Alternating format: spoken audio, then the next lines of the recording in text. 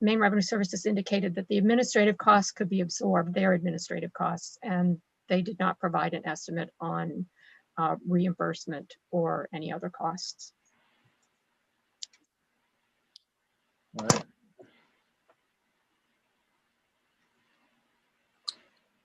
So should we hear from MRS on what their concerns are? Are they with us? I imagine they are. Yeah, I'm promoting them now. Okay. Provide as much information as possible.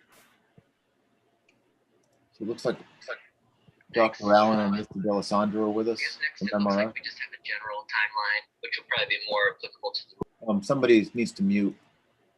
It was Ben. He's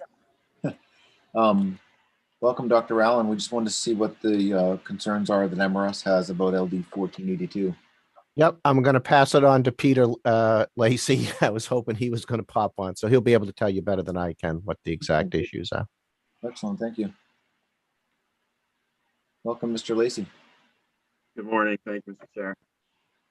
So the concerns that we had raised were mostly around the fact that for municipalities to kind of calculate their proposed homestead exemption, which is what they'd be calculating in terms of figuring out their tax rate, having different levels of reimbursement is going to add complexity and kind of administrative confusion potentially for municipalities, including potential programming changes for their property tax systems. So those were the major concerns. Go ahead, Representative Perry. Thank you, Mr. Chair. Would it be any simpler if instead of saying, immediately or 12 months, that anyone who's registered by April 1st. So if you bought the house in February, you qualified come April 1st. Would that make anything clearer or easier? Well, I think the complexity it has to do with the multiple reimbursement levels more than the qualifications. So having two different levels of reimbursement is where the complexity comes in. So if we amended the bill to say reimbursed at whatever the going rate is, all the same, would that cure anything? That would make it easier administratively, yeah. Thank you. Any additional committee discussion?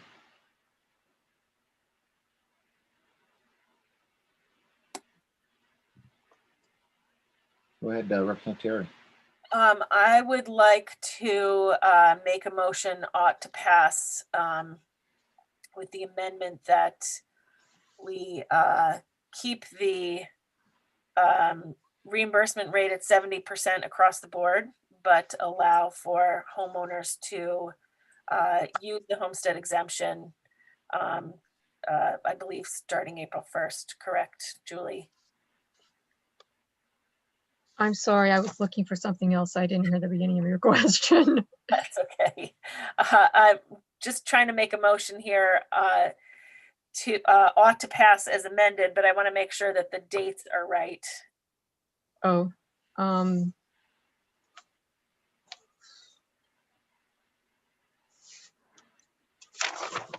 well, the bill would provide for tax years beginning on or after April 1st, 2022.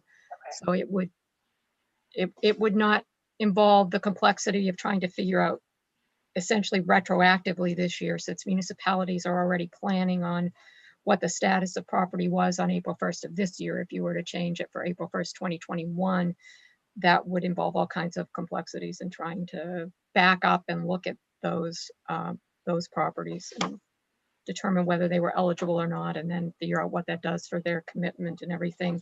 The thing that I was looking for was there is another bill that you're hearing today, and I don't remember the number off the top of my head, so I'm looking at my chart to find it, which does other things, but it also does the same thing that this bill does. And if you want to keep going, I will just make sure I find that one before you. Yeah, I think that's, is that Representative Talbot Ross's bill, LD 1448?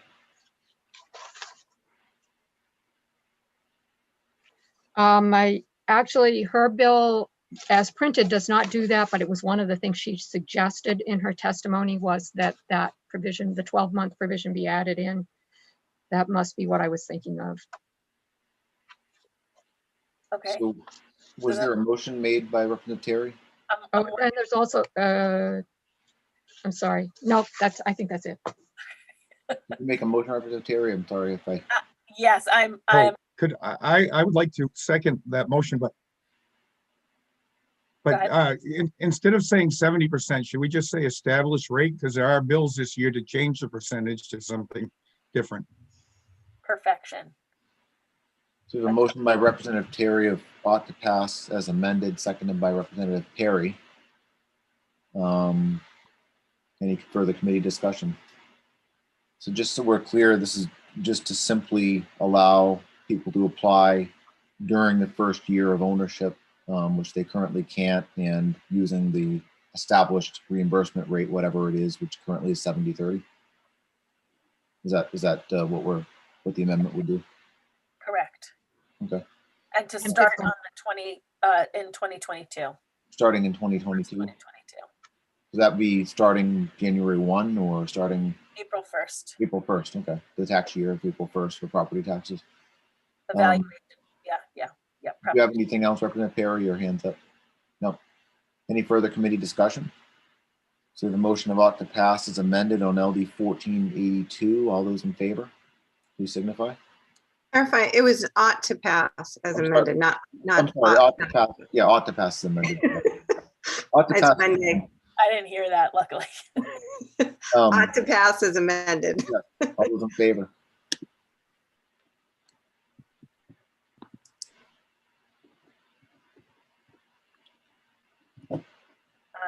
Representative Gramlich and Representative Bickford, we can't see your screens if you are voting in favor or against.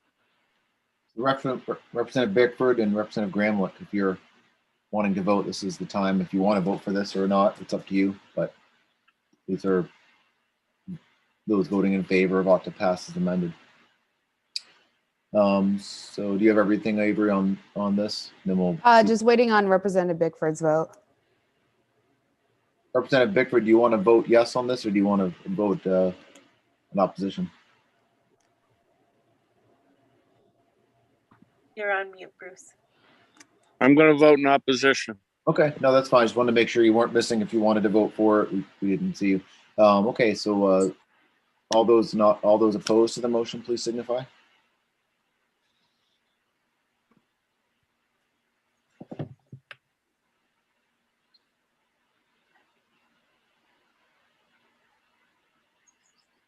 And is your motion just ought not to pass? Yes. Okay.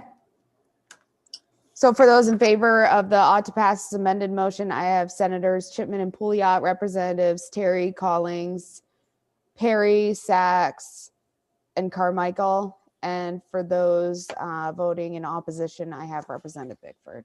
If I'm the only vote, change me to yes, please. Okay. Make it unanimous. I'm going to lose my battery, Mr. Chair, so I'm not sure how long I'll be able to stay on. Can you plug into a charger? I don't have a plug. I don't have a cord. Okay. All right. So all right. So that motion prevails. So we'll close the work session on LD 1482, and we'll now go into work session on LD 708, LD 1071, and LD 1448. We'll let Julie walk us through an explanation on all three of these bills. Yes, thank you. No, that's not the right thing. Screen share. Short. Okay, these three bills all relate to the homestead exemption. 708,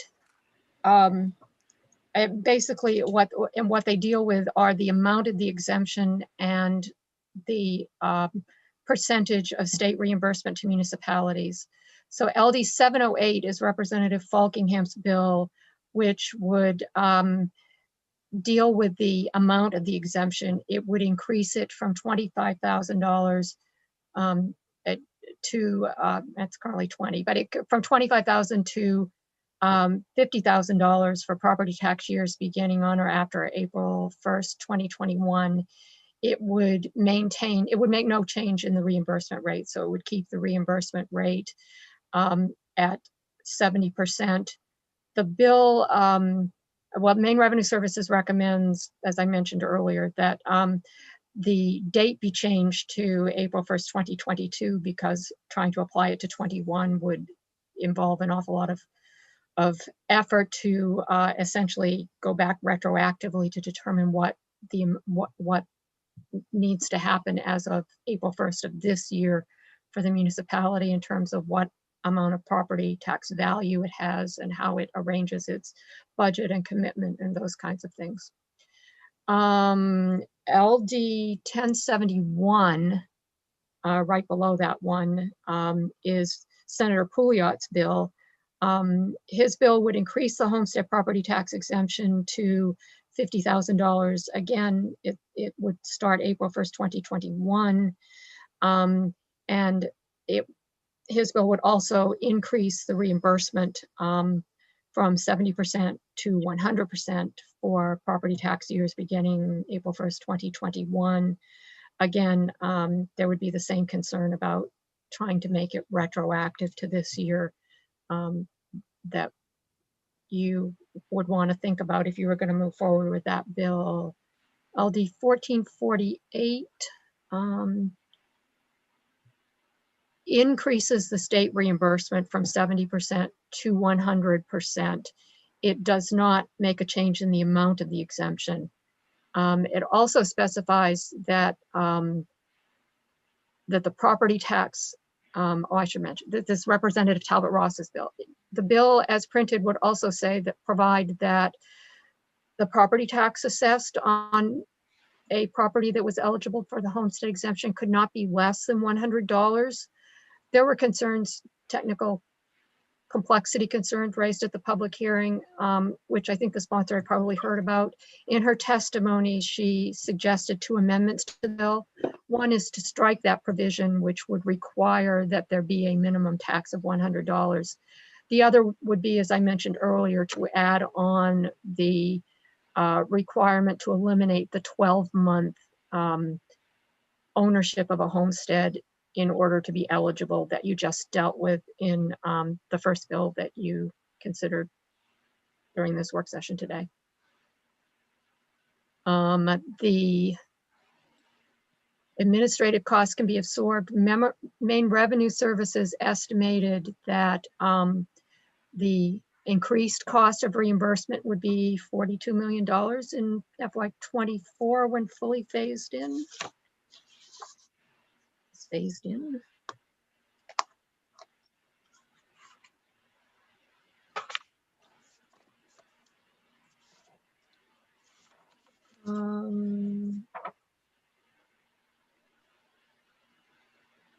I did know I'm going to have to check again because this bill is not phased in, so it's possible that I could have entered this in the wrong block. I will check as you consider and get back to you in a minute or two. Okay. Do you want us to wait, Julie, or should we have some discussion in the meantime? You can go ahead as long as you don't ask me any questions. All right. Is there any committee discussion?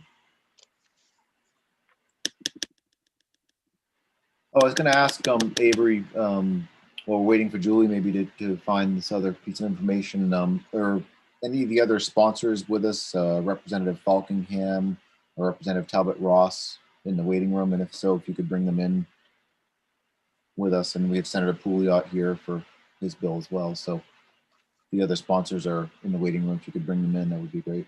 Yep. While you're doing that, I have found the testimony from Maine Revenue Services. They testified on 3 bills in one document, but that figure should not be there under LD 1448. I'm not sure what it belongs to at this point. But it does not appear to be one of these three homestead exemption bills. Representative Perry, you've got your hand up.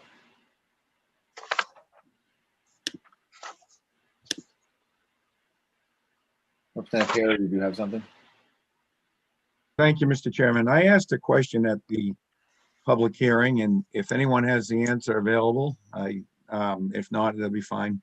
But I believe the question I asked was, with existing funds, how much would Homestead be at 100% reimbursement, and how much would it be at 50% reimbursement? If anyone was able to get that. Is there someone from main revenue that can address that? Mr. Lacy, perhaps, if he's still with us.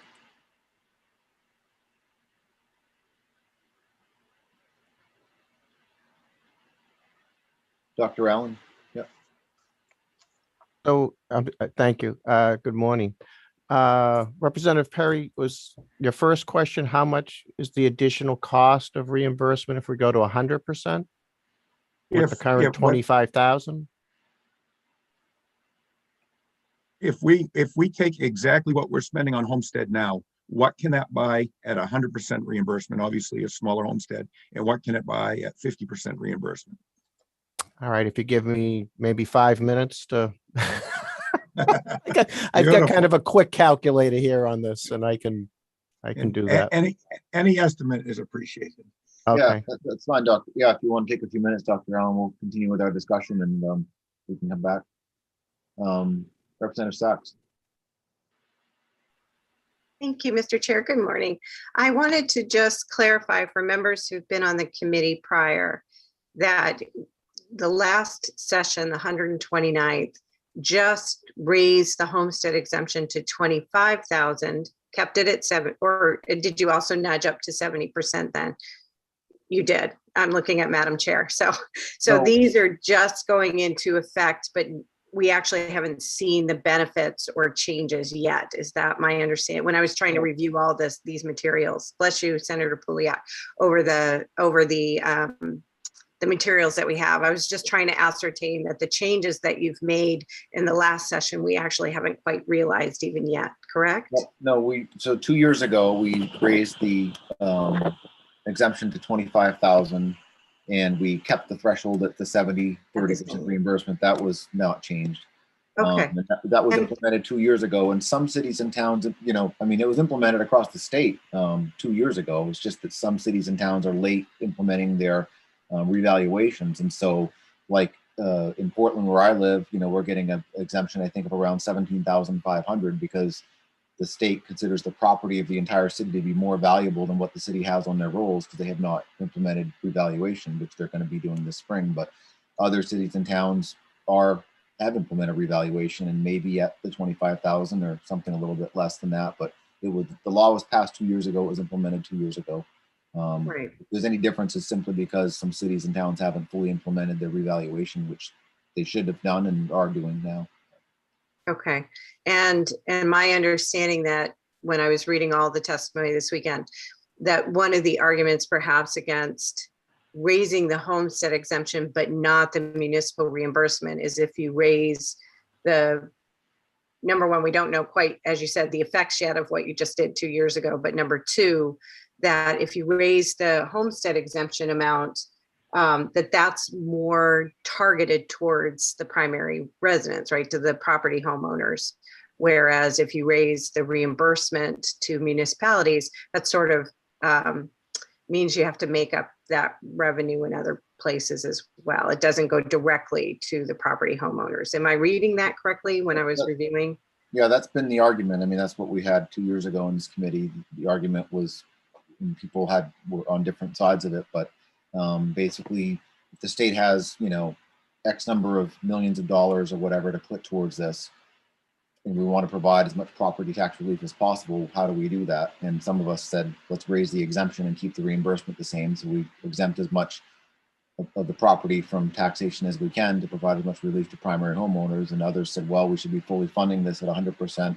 And I think supported raising the exemption too, but of course, that has a much higher price tag. So there's only the state's got so much money, if anything, to put in this. You know, if we pass this something like this this year and it goes to the table, who knows how much, if anything, they'll have to put into it. So like, how is that money best spent? And that's been kind of the argument we've had in last session, and I suspect again this time around maybe. But Sorry. Thank you for the clarification. I appreciate it. There was a lot. I read a lot this weekend. Thank you. Dr. Allen, you've got your hand up. Do you have some numbers for us? No. All right. So further committee Yes. discussion. He's Yeah, coming. go ahead. Sorry about that. I didn't take my hand down, but I do have some numbers. So if the state went to 50% reimbursement to maintain the same cost to the state, the exemption amount could increase to $35,000. And if we went to 100% reimbursement and again wanted to retain the same cost, it would be a $17,500 homestead exemption. Yeah. And again, if the committee decides to do one of these, we'll have to do a more formal estimate, but this is sort of a quick spreadsheet I've created just to help with these types of questions. So. Thank you. Yeah, appreciate that. Senator Pouliot. Sure. So, when I put the bill in, I know obviously that going to 50,000 from where we're at right now is like not going to happen, but I really do think that we need to increase the reimbursement or get on to some kind of incremental increase to 100%. So maybe this year we would go to 75 and then next year 80 and then 85 or something, like ratchet it up, 5% a year over a 5-year period. Or that math probably doesn't even add up. It's Monday and I haven't had, I don't drink coffee anymore. So this is what you get. But I guess what I'm saying is trying to get us to 100%, or on that pathway toward 100%.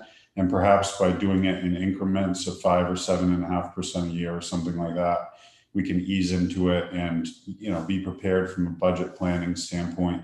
I do think your concerns, Senator Chipman, are valid in terms of, if we take this money from general fund, is it going to take away from, money that we could put toward GPA for education funding or different things? And then in some respects, we're just robbing Peter to pay Paul. I get that. So, but I do think there's, sentiment on both sides of the aisle here that we should be increasing the reimbursement rate because, we've increased the homestead exemption, which is great, but we're still asking municipalities to pick up the tab. And like we even heard from the city of Portland, that's not all, second home, rich second homeowners. It's a lot of times it's apartment building owners that are then passing that on to tenants in form of rent increases. So, and I know there's circuit breaker for those folks, so that's an option. But anyway, my point is, I think we ought to work together as a committee to ease into 100% reimbursement. And I know Representative Perry is not going to agree with that, but that's where I'm at. Thank you, Senator Pouliot. We should go back to Julie to get some additional information that we think she was looking for us.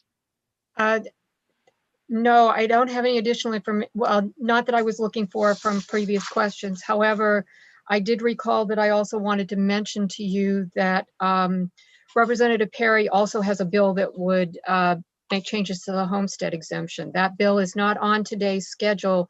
It's going to be worked tomorrow because his bill also includes income tax rates and brackets provisions, increasing the rate on upper brackets to essentially balance out the cost of the increased homestead exemption. In his proposal, it would go up gradually to $55,000. Okay. I wanted to mention that so you would know that that bill is also out there.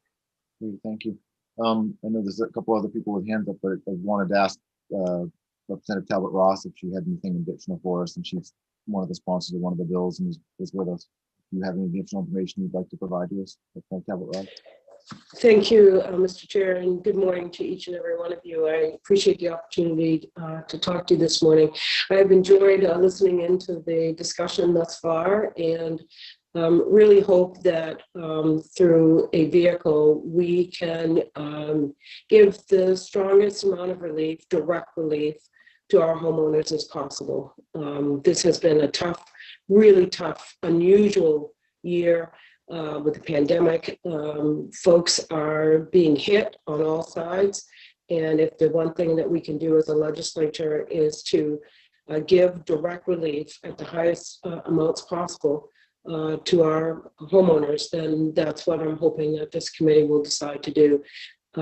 So however I can be helpful in that, I would like the opportunity to see us take that stand.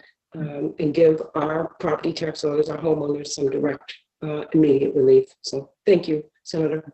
Just to clarify, Representative Talbot Ross, when you say as much direct relief as possible, I mean, are you saying increasing the exemption as much as we can, even if it means keeping the 70-30% reimbursement the same as it is now, or are you advocating for kind of trying to do both, or what do you think? Well, I appreciate the opportunity to clarify. Yes, the simple answer is to increase the exemption to a level that makes this committee feel comfortable. I do hear Senator Pouliot, though, and around the pressure that puts on our municipalities. So if there is pathways in which to try to get greater relief to them as well, because you may increase the exemption over here, but you know it has it doesn't have the same impact that we would hope if we're not also increasing that reimbursement rate. But nonetheless, ultimately, I would like to see the increase in the rate reimbursement in the exemption. If there's one thing that we can do, I'd like to see that increased. Okay, great. Thank you. Thank you. Representative Perry, followed by Representative Terry. I think you had your hand up first, Representative Terry. Representative Perry. Oh, okay. I can't hear the difference. Yeah, I'm sorry. Representative Perry with a P is in Paul. Perry. Yep, good. I'll spare you all my numbers here because you won't hear half of them anyhow with my connection. I just want to lay out there, I intend to vote in favor of Representative Ross's bill as she just described it and pushing it to 2022. I intend to vote against Representative Falkham's bill, but I also intend to vote for Representative Pouliot's bill, Senator Pouliot's bill, with my own amendment that I'll likely stand alone on. So that's where I am on all this. Okay, go ahead, Representative Terry. Thank you very much, Mr. Chair. We should try to figure out a different name strategy. Representative Joe, Representative Mo, Perry, Terry. That's pretty tough. Apologies. Julie, I just wanted to see if I'm trying to recall all of the changes that we've made in property tax, homestead exemptions, that is, over the past, now my 5 years in this committee. And is it my understanding that we did change the rate in the 129th? Has it gone into effect yet with towns? Are towns able to give that $25,000, or in what year, I guess I should say, are towns able to give that $25,000 exemption? And also, if memory serves, we jumped the reimbursement rate from either 50 or 62 or something like that to 70%. Also within that time period, I'm wondering if you can help me understand where they are in the municipalities themselves. Where they are, the last part, where they are in municipalities. Yeah, like what the status is in the municipalities themselves. Like have they started giving that $25,000 benefit yet? Have they started receiving 70% yet? Okay. This gets a little complex depending upon how far back you want to go. And for, I just say at the beginning, there was a property tax exemption of $10,000, I believe. The legislature at some point decided it wanted to increase that amount first to $15,000 and then to more in later years. What they did though, when the first time they increased it from 10 to 15 is they provided that they wanted to do the extra 5 at an increased level of reimbursement. So the first 10 would continue to be reimbursed at the constitutionally required 50% from the original homestead exemption enactment. But the new $5,000 that came on, what got reimbursed, I think at 100%. But at some point, that appeared to be too complex because first they went from 10 to 15 and then to 20. And at some point in there, and my brain is not telling me exactly what year it was, they decided to essentially equalize it. And instead of having one rate for the first 10 and another rate for additional added on amounts, they went to 62.5% for everything, which would have resulted in the same as 50 for some and 100 for others. So until, okay, for the amount of the exemption, the additional $5,000 was added in 2016, an additional $10,000 in 2017, for 2017, 18, and 19, and an additional $15,000 beginning in 2020. So it went up to its current amount of $25,000 on April 1st, 2020. Okay. The reimbursement was 62.5% through 2019, and it went up to 70% on April 1st, 2020. So Okay. municipalities have been at 25,000 exemption and 70% reimbursement from 2020. I'm not recalling off the top of my head the timing of the reimbursement. I'm not sure when in the calendar they received that amount. I mean, it's certainly not April or even soon after, because that's not clear until they get that information into Maine Revenue Services and Maine Revenue Services reimburses them. I'm sure somebody from Revenue Services can tell you that time frame, but I don't remember it exactly. So it's probably in FY21 when it would first, sometime that it would first be recognized in the state budget Okay. for the reimbursement. But for the municipal budget, it would be for April 1st, 1920. 2020. And states have different fiscal year, cities have different fiscal years, so you can't always say it's their fiscal year from July 1st to June 30th. It may be different. Most of them, I think, are on that time calendar, but not all. So it gets confusing in terms of how it impacts their budget. But whatever budget year that is based on the taxes for April 1st, 2020. And it looks like Mr. Lacy has got his hand raised and could probably shed even more light on it. Is that all right, Senator? Yeah, go ahead, Mr. Lacy.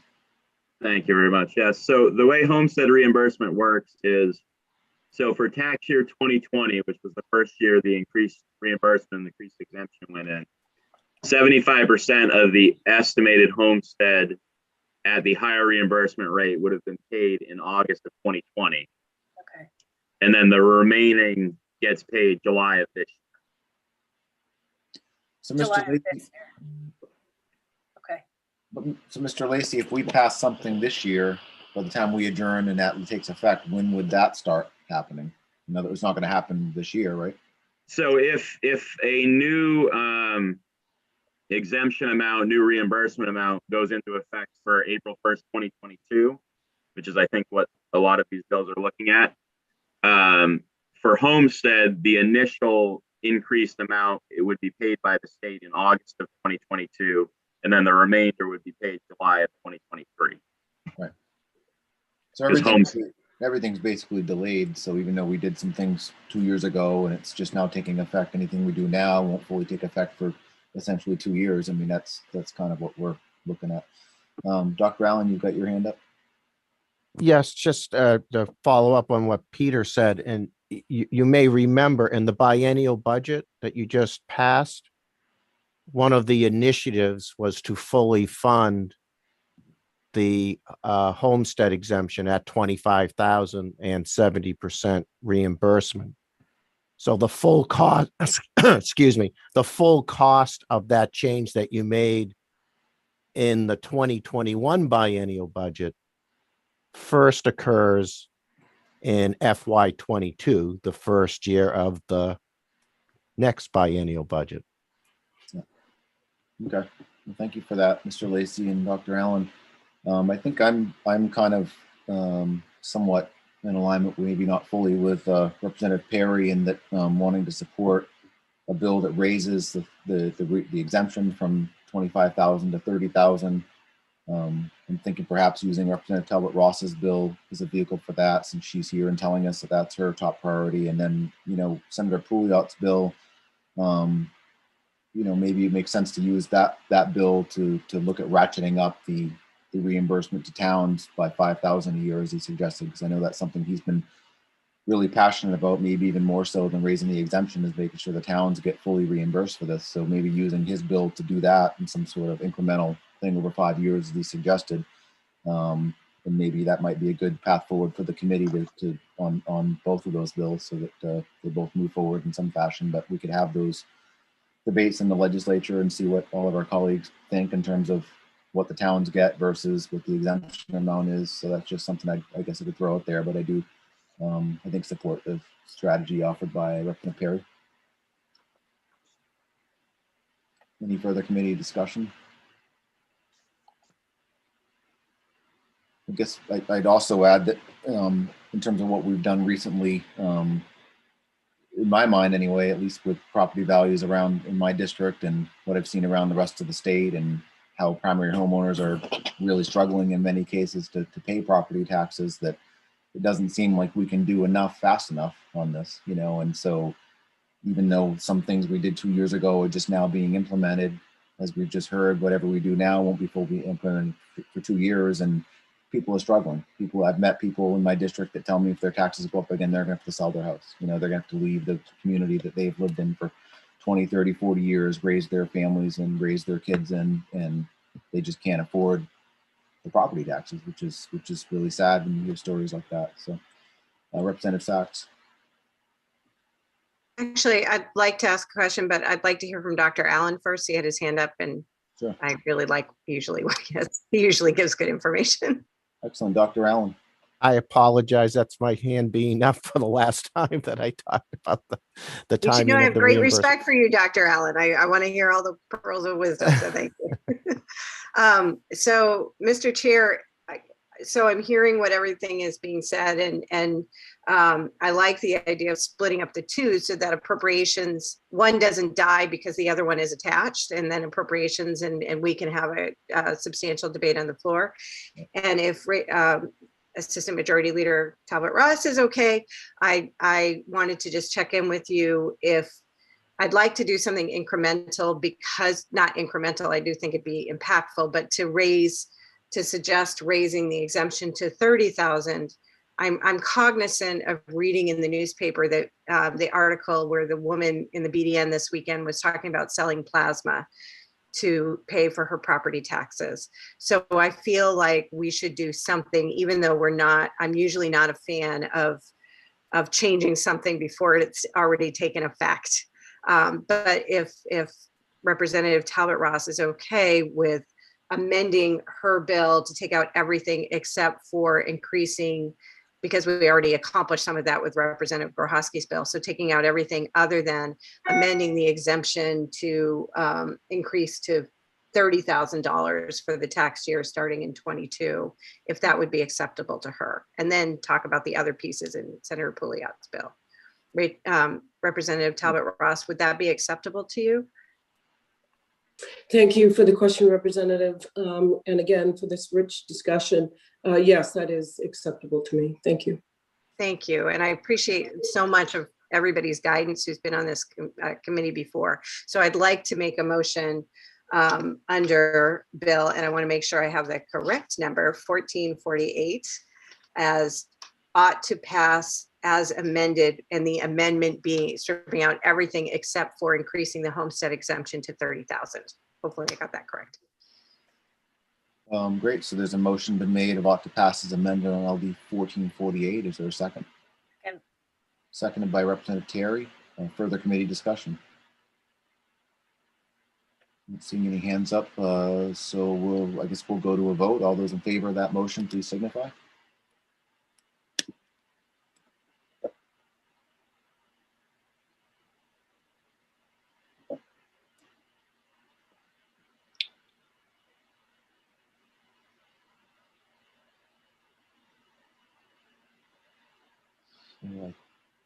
I think that's unanimous of all members present, but I'm not totally sure. But you have everybody down that voted, Avery? Is that unanimous? Oh, and then Representative Bickford? Okay.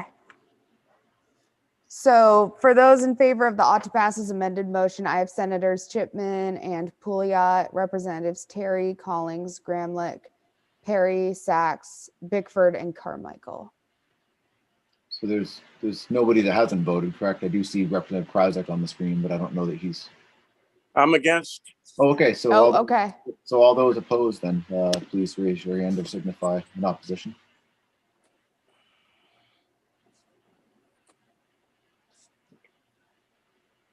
So for those opposed to the ought to pass as amended motion, I have Representative Krajicek. Ought not to pass. Okay. So his reports ought not to pass. So that concludes the work session on LD 1448. We're still in work session on LD 708 and 1071. Any further committee discussion on those two bills?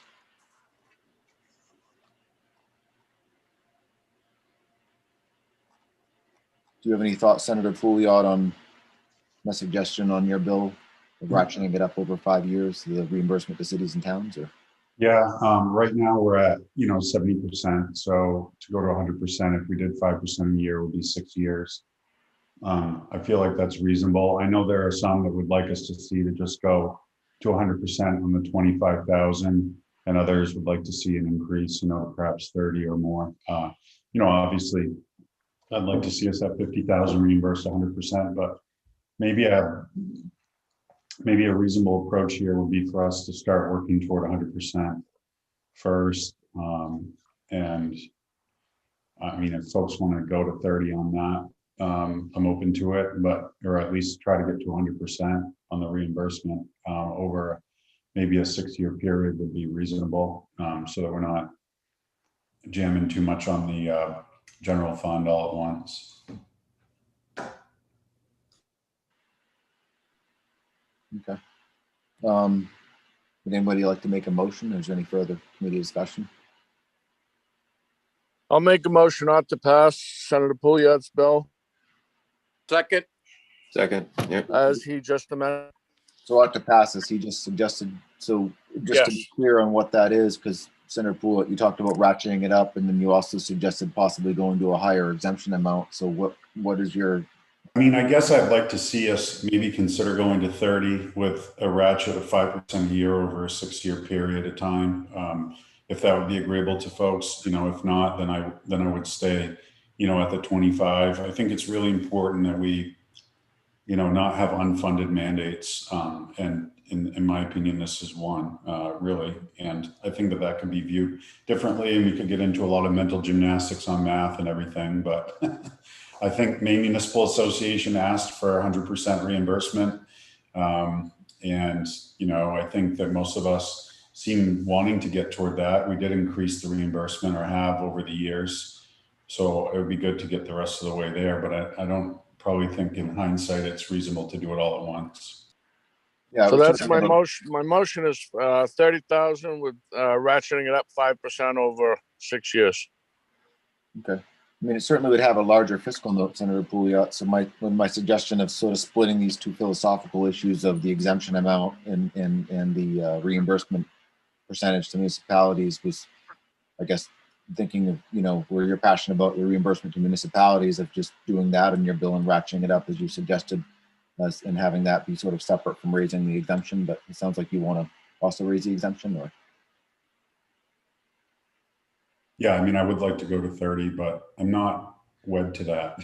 So I'm more concerned about us starting on the path of full reimbursement, because I think down the road, if we are at full reimbursement and then down the road, we want to increase the exemption amount, Maine Municipal is not going to come and say, well, this, we can't do this because we're gonna have to pick up the tab, So I'd like us to get to the point where there's more consensus around this particular program. And I feel like it puts us at odds with the municipalities whenever we want to increase this, if we don't also, increase the reimbursement rate. Okay. We have a couple of hands up, Representative Sachs and Representative Terry. Mr. Chair, was there a second? Yes. I believe so, yep. Okay, thank you. So the motion on the table, so Representative Sachs. I just had a question for Senator Pouliot again, with your experience. I think, you and I actually are pretty aligned in terms of municipalities. It feels like a lot of the times in supporting them. So my question to you is, has this ever been proposed to be a little bit more gradual?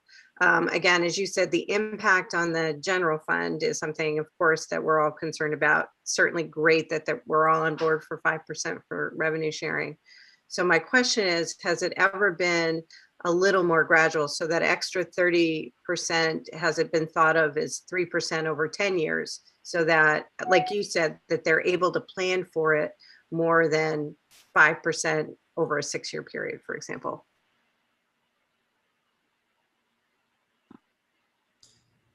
Go ahead, Senator Pouliot. Sure. I'll go wherever there's consensus. Yeah, I just wondered if that had been ever discussed. Thanks for I'm sorry. I don't recall us ever in committee discussing a gradual increase. I mean, we went from 50 to 62.5% and then up to 70%.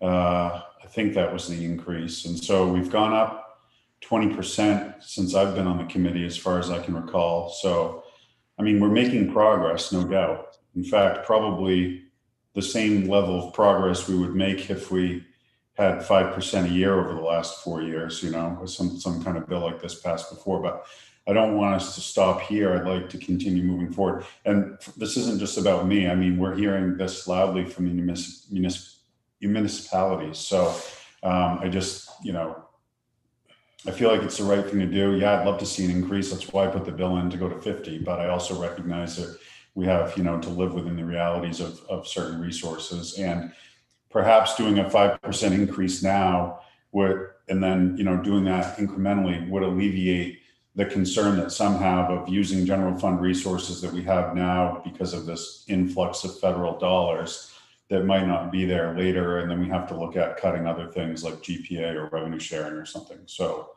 Right. That's my concern as well, sort of how the whole picture. Thank you for that. Representative Terry. So thank you, Mr. Chair. I just want to be clear as to where we're going with this, because I'm hearing the proposed motion is to raise it to $30,000 and gradually increase. It sounds to me, Representative Pouliot, that while you want both, your major concern is the increase. My concern is getting something off the table, either the $30,000 or the increase in reimbursement rates. I'm hopeful that we can do both, but it sounds like yours is doing what has been proposed is doing both right this minute. Is that correct? And is that what you're comfortable with? Yeah, I mean, let's be honest. I've been in the legislature 9 years now, and I know how things work. You don't get what you put in usually. So, it's like some pipe dream to think that I was going to get $50,000 here, but it's just like making an offer on a house, and then there's this dance of the lemons, and negotiate. So I'm fine with whatever there's consensus in this committee on. I'd rather have a unanimous report. Then I think it sends a stronger message on a supplemental than not. So what I'm basically saying to you folks, where I'm at. I'm flexible. What do you think is reasonable here? I think we got to make a movement here, whether it's with my bill or Representative Buckingham's bill or something, about increasing the reimbursement rates, to 100%. And so even if we left it at 25 and started working toward that, I think that would be a win. So it sounds to me like consensus is the majority, not everybody, but the majority of us just passed raising it to $30,000 It sounds like the majority of us are in favor of also starting to raise the reimbursement rate in steps. So it sounds to me, and again, I'm also trying to get consensus here, that your bill will do both of those things. We'll have that sort of double double bill going in for the $30,000 to the table if it passes in the House, if it passes on the floor, that is. So I just want to make sure that we're all going in the same direction as well, with what we want in general. So it sounds like you answered my question. So I thank you, and sorry for the repeating. I feel like I'm just going on a. We just passed, I mean, majority of us, as you said, Representative Terry, just voted for a bill to go to 30,000. So I don't, Right. why we're also putting that in this bill as well. I mean, I was kind of thinking of this bill being like a vehicle to achieve what Senator Pouliot's been really passionate about more than anything on this issue, and that's reimbursing the municipalities and sort of doing that incrementally. So I mean, to throw in the 30,000 as well, I think it sends kind of, to some extent, a mixed signals to the Appropriations Committee when both these bills get to the table if they're both passed. But I don't know if other people feel that way or not. I mean, I thought there was some benefit to kind of splitting the two arguments apart and having one bill be to raise the exemption, one bill to raise the threshold of reimbursement. So Well, I think it That sends would- the message. I think it sends the message if we're all or most of us are in agreement to raise it to $30,000 to send both bills at $30,000. I think that's a very strong message that we're in favor of raising it to $30,000. Mhm. So I don't think that that's an issue. I don't Okay. think. Yeah. Go ahead, Representative Perry. Thank you, Mr. Chairman. And I would say if I just can't bring myself to agree with this policy, but I think what you guys have worked out is perfectly reasonable. While you're talking, I did the math. The blood plasma place in Brewer has a $1.3 million valuation on their building. So the shift from less than 100% funding is about $200 to $300 a year on that business. But the difference it buys is $170,000 for every homeowner in Brewer. And then when you add on top of it, we repealed the personal property tax on everything they have inside of that building. I just feel like the shift is part of a bigger package that's good for homeowners. So sadly, I will still be going out with my own report because this is something I really want to discuss on the floor of the House. And Representative Perry, what is your own report, just to be clear on that? So you wouldn't vote for the motion that's been made, you'd have a report that does what? I want to raise the homestead exemption to $30,000 and pay for it out of existing homestead exemption funds. So there's no fiscal note. It will reduce the reimbursement from 70% to something less, maybe 60% would cover that increase. Okay. Additional discussion, Representative Krasik. Thank you, Mr. Chair. In the 129th, I voted to leave it at $20,000 and fund it 100%. The bill passed with 25,000 and given 100% for the additional 5,000, which is what moved it up to the 70%. Adding more money on, going to $30,000 sounds great, looks good, but you're actually taxing the rest of the people in that town to pay that money if you're only reimbursing by 70%. Leaving it at 25,000 and funding it at 100% is a lot better for the individual taxpayers in the towns and cities than increasing it to 30,000. You get your headline, looks good. Legislature votes through, you now get $30,000 off, but you're only getting 70% of that. And that other 30% has to be made up by the other taxpayers in the town. So I am against not funding it 100%. I think that's what needs to be done. Rather than increasing the amount, we just need to fund it. If we're telling the people they're getting a $25,000 homestead tax break, then they should be getting a $25,000 homestead tax break, not 70% of the 25,000. Now you're going to be 70% of the 30,000. And the people that don't get the homestead, or even if you do get the homestead, you're still going to pay the taxes to make the difference between the 70 and the 100%. So increasing is just headlines. It's not doing anything for the people in the towns. Thank you. So Representative Krasik, just to be clear, it sounds like your opposed to trying to do both in this motion of raising the exemption to 30,000 and ratcheting up the reimbursement to towns. You prefer to just ratchet up the reimbursement to towns? Yeah, I mean, last in the 129th, we did the 5,000 that we increased. We did that at 100%. That's where we got to that's how we got to the 70%.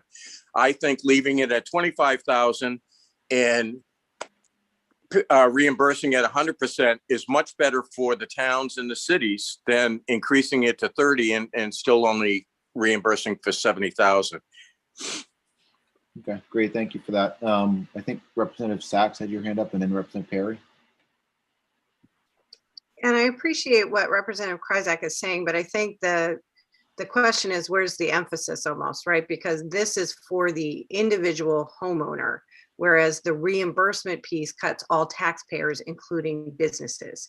And I am interested primarily, as I said it with the last bill that we just took up, 1448, in making sure there's direct relief to the property owner, to the personal property tax of the individual. I understand the overall argument that Representative Kryzak's making, but if the point of this program is to provide individual property tax relief, then raising it actually does indeed do that.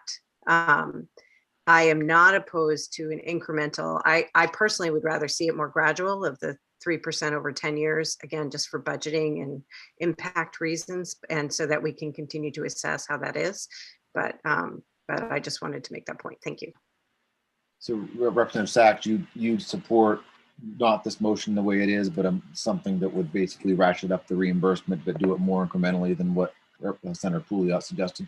Yeah, that would be my preference, because again, we've had so much trouble in terms of sort of the overall tax picture around school funding, revenue sharing. How do you make sure this is meaningful? How do you make sure municipalities stay whole? And so in my sort of figuring out that puzzle, I can understand and appreciate the arguments from Senator Pouliot and Representative Kryzak. But again, when I really want to make sure the individual homeowner also gets that relief. Yeah, I think I'd probably agree with your approach in the more incremental, just using this bill to ratchet up reimbursement, but more incrementally. And I guess I feel that way because we've got two laws on the books that we're not following right now. One is the 5% revenue sharing, which is not being funded at 5% currently. And the other law on the books, which voters have passed twice, at least twice by way of referendum, is 55% for education funding, which we're still not doing. So until we're honoring and following those two requirements, which are on the books today that we're not following, I'm not comfortable with prioritizing the reimbursement on this, where it's not even in statute and it's nothing the voters have told us twice they wanted. So, in terms of priorities, it would be probably third or fourth down from those other two policies I just mentioned for me. Representative Kryzak. Thank you, Mr. Chair. I'd just like to remind everybody that every community is not the same. The 2 out of 3 towns that I have 2 summer businesses, and the rest is homes. So we're not gaining anything by only reimbursing 70% to my towns, because the business is not making up the difference. So when you do 100%, then you're actually giving the people that you want to give this deduction their deduction. It's not like the big cities like Portland and things like that, where you have all these businesses that are paying taxes. We have 2 small restaurants that are open during the summer. And then, of course, we have an influx of people from out of state to come to their lake houses. But by not reimbursing the 100%, you're actually taxing the folks that are supposed to be getting this deduction, that 30%. So I think 100%, I mean, the idea is you live in a town, this is your primary residence, and we're trying to give you a tax deduction. It should be 100%. Thank you. Okay, additional committee discussion. Clarifying questions. If there's any confusion, anybody wants anything clarified, feel free to ask Julie or someone from MRS, so that we're all understanding what we're talking about here. Representative Sachs. Thank you. I'm having so many troubles today with the audio video. So how does the committee feel if I offered a friendly amendment for the 3% at 10 years, and I'm looking at you, Senator Pouliot, because I don't think I can vote for it as is. I think based on what I've talked about, but I'd really support something a wee bit more gradual. And I heard from Senator Chipman that he may as well. So just wanted to put that out there to folks. With love and respect to Representative Kryzak, I think you and I will just agree to disagree. Yeah, sure. Sounds good. 3% a year for 10 years. And then in 2 years, we can just change it. Right, exactly. It gives more room for reassessment in my mind, as we continue to work through this issue. I agree with you. I think if the majority of this committee supports it, it'd be great to get Ted's support too, but I understand where he's coming from. It's a nod to the fact that we got to keep going with this thing, not just leave it at 70%. You know what I mean? And I think that that's a good move right now, given all the other things we have going on. It's probably the most that we can, expect to get. Okay. Representative Bickford. Yeah, I'm gonna go ahead and amend my motion by making it 3% per year over 10 years reimbursement rather than the 5%, if that seems to be more amenable to the committee. Okay. So the motion would be to still increase the exemption from 25,000 to 30,000. The first 30,000 with property value would be exempt from tax. And then in addition to that, ratcheting up the reimbursement from cities and towns, which is currently a 70% reimbursement, with the cities and towns picking up 30%. That would start gradually changing at 3% per year over 10 years until it's reimbursed at 100%. Is that correct? Yes, along with the fiscal note. So is any further committee discussion? You have something, Julie? I just wanted to ask who the second was. I'm not sure if Avery got it, but I did not. I missed the motion. I was on the phone. Oh, The motion So was I didn't hear it. The motion was Representative Bickford, but I'm not sure who the second was. For 708 or 1071? It's 1071. 1071. Yeah. Who made the second on that? Does somebody know? I didn't catch that myself. I know Representative Bickford made the motion, but Thought it was Representative Moteri. No? Might have been, yeah. It was. it's that motion made by Representative Bickford and seconded by Representative. Any further committee discussion? And it's ought to pass as amended? It's ought to pass as amended. It's Okay, raising the exemption to 30,000 and it's raising the reimbursement from 70%. It would increase 3% each year for 10 years till it gets to 100%. So any further committee discussion? Got a motion on the table. All those in favor, please signify.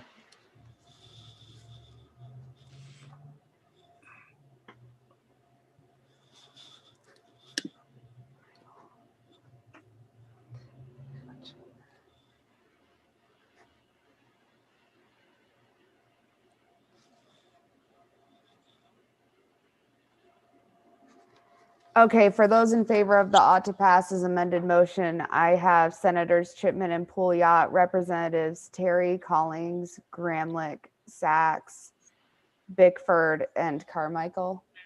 Okay. All those I voted for it also.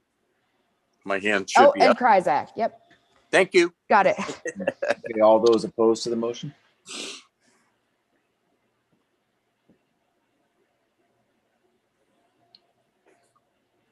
Representative Perry. Did you vote, Representative Perry? No, I'd like to vote in favor of a second report. Yeah, okay, so you'd be opposed to this motion then if you want to do Oh, that. yeah, yes, I'm sorry. Yeah. Okay, so in opposition, we've got Representative Perry. So Well- Representative Perry, what would your report be? My report would be to raise the homestead exemption in 2022 to $30,000 and paying for it out of the existing allocation for homestead exemption by lowering the reimbursement rate from 70% to whatever it would be to fund the $30,000 homestead. So, okay. So the reimbursement to cities and towns would basically go down to some smaller percentage, less than 70%. Yeah, probably 60% or so. Whatever it would need to get down to in order to raise the exemption to 30,000 without costing any additional money to the state. Yep. Okay. Great. So that's the motion. That's the report for Representative Perry. So we'll close the work session on LD 1071. We're still in work session on LD 708. This is the other homestead bill we have not voted on yet. So any further committee discussion, or would someone like to make a motion on LD 708? I move ought not to pass. So the motion by Representative Perry of ought not to pass. Is there a second? Second. Seconded by Representative Terry. Any further discussion? Seeing none, all those in favor of the motion, please signify.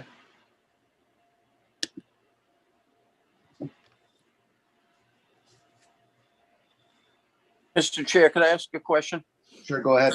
I'm sorry, I was late and I didn't hear what this one was. Could you tell me what this one is? I Well, can't this is- find it on my list. Yeah, it's LD 708. It's first on the chart, sent out to us by Julie on email last night. It's sponsored by Representative Falkingham. It's another homestead exemption bill that raises the exemption from 25,000 to 50,000, but keeps the reimbursement at 70%. Okay, thank you. So you're voting in favor as well. Okay, so that appears to, I'm seeing a message from Representative Falkingham asking to propose an amendment. okay. Well, we're kind of in the middle of a Yeah. vote. Is he in the waiting room? He's here, yeah. I Uh, don't, do you want to finish the vote or no, I don't know. We're already voting. I'm not sure what to do. What do you think, Representative Terry? You could close the vote and reconsider if you want to continue. Yeah. Well, so I mean, should we finish voting and then we can hear from Representative Falkingham and we can reconsider if folks I see. think since I think we should close the vote and reconsider in a moment. Okay, so we'll just close the vote then. Vote, yeah. Okay, so the vote's now closed. So does someone need to make a motion to reconsider? I guess we would need a motion to reconsider. I make a motion to reconsider. Second. Second. Okay, so we have a motion to reconsider. I don't know if that's debatable or not. Any discussion? Seeing none, all those in favor of reconsidering?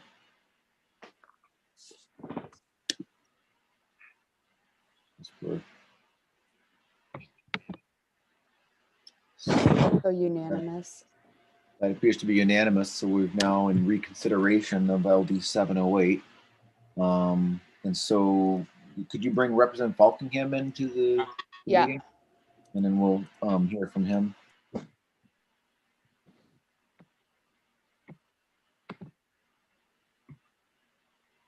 Welcome, Representative Falkingham.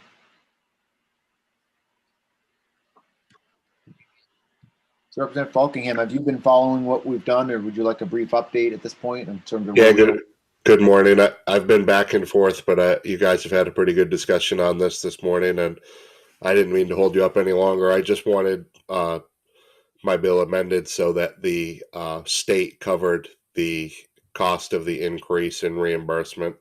That was it was I guess the way it stood, the percentage would have remained the same, but I would just like it amended so that the extra $25,000 increase would be covered by the state, not the municipality.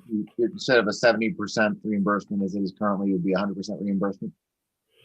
Just on the extra 25,000. So Okay. essentially the municipality would pay the same amount of the exemption that they were paying previously, and the state would cover the increase. So essentially, percentage wise, it would cut the municipality's percentage in half.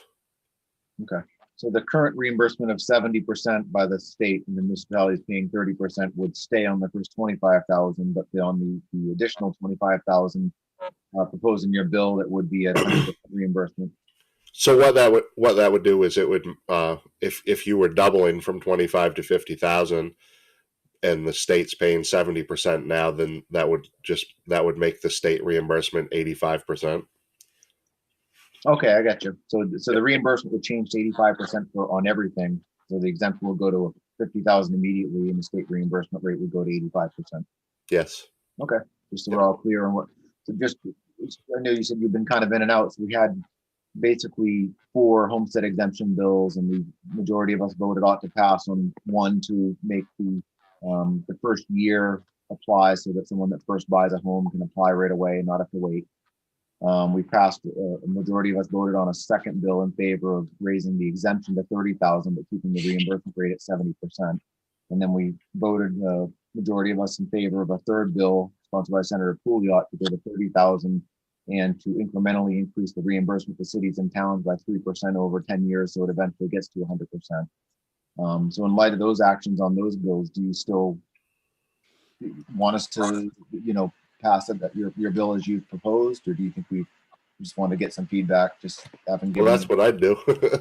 Just wanted to ask because I mean we had these 4 bills, and so we've picking up the other 3. And sorry, I didn't realize you were in the waiting room. No, it's all right. I I understand where the conversation you guys had and everything, and basically seems like the majority of the committee is think that $30,000 goes far enough, and I was my attitude is go big or go home, so I was sort of swinging for the fences with that 50,000 reimbursement, but I just wanted to get that funding part of it in there.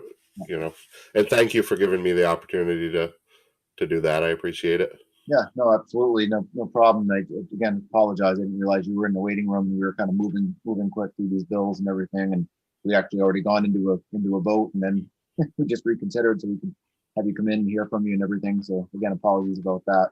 And I totally understand, where you're coming from. I think there are some states that have a $50,000 exemption, which would be great if we could do that in Maine. So is any further committee discussion on LD 708? We're now in reconsideration on that. I make a motion not to pass as amended. The motion by Representative Kryzak of ought to pass as amended. Is there a second?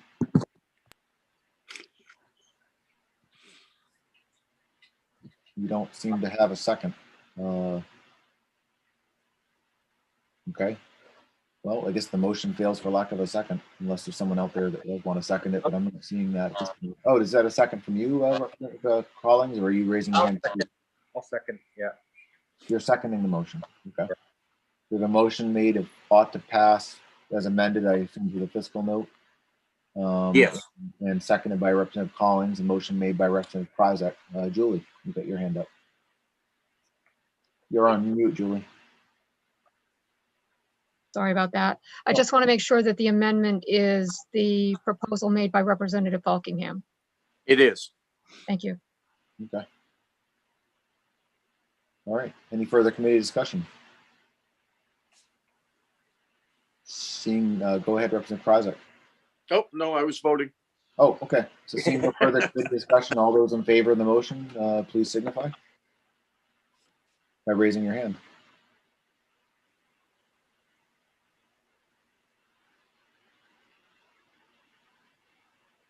Mr. Chair, Go ahead. Sorry. I apologize. Did you want to speak? Oh, can you restate the motion, please? Well, the motion is made by Representative Kryzak, seconded by Representative Collins. It is to raise the exemption to $50,000 and to right away, immediately, and to increase the state reimbursement to 85%. So essentially, there would be no additional cost to the cities and towns to do this. Got it. Yeah, I mean, I would support that, or I will support that, but even though it's kind of in conflict of what we just passed in the spirit of increasing the reimbursement. Okay, so I think we're in the middle of voting. I appreciate hearing from you, but we've got Representative Kryzak and Senator Pouliot voting in favor. Anyone else voting in favor of the motion? Representative Collins? Okay. All those opposed?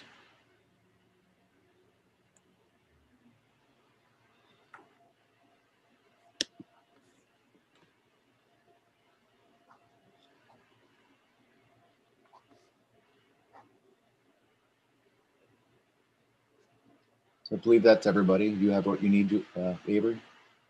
Yeah, for those in favor of the ought to pass as amended motion, I have Senator Pouliot, Representative Collings, and Representative Kryzak.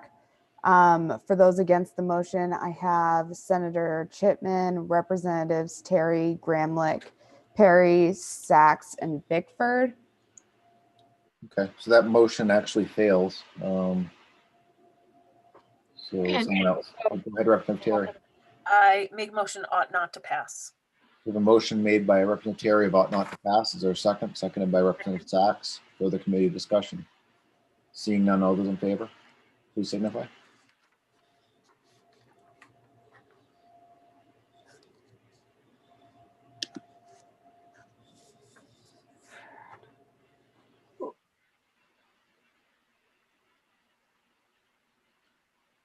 So I believe that- Representative Pouliot, are you voting? in favor? Well, so this thing's You going can't vote no. on both sides. Well, no, because isn't it? It's a new motion. Isn't it a new motion? The other Oh, motion. all right. Okay. That's a new motion of ought not to pass after the first motion failed. I was hoping more folks would jump on board, but it didn't happen. Representative Falkingham, so I'm out. So that appears to be unanimous of all members present. Representative Oh, Kryzak. I'm sorry. I'm Representative against. Kryzak. Yeah, okay, no, understood. Sorry Okay. about that. I didn't, I thought you'd voted. No, sorry about that. So all those opposed to the motion. Oh, we lost him. Raise your hand now, Ted. Representative Kryzak? Yep, he's got his hand up now. Okay. Yep, there you go. Representative Kryzak's in opposition, so that motion carries. So we'll close the work session on LD 708. And to clarify, is it just Representative Kryzak on the voting against? He's That- the only that one, there is- yeah. Yeah, Representative Kryzak, what does your Ought to pass as amended by Representative Falkingham. Great, thank you. Okay. Excellent. So we close the work session on that bill. So at this point, I guess we'll go into work session on LD 1162. An act to dedicate a percentage of the sales and use tax on motor vehicle and motor vehicle parts to the highway fund. And Julie, it's all yours. Thank you. Let me bring back the chart.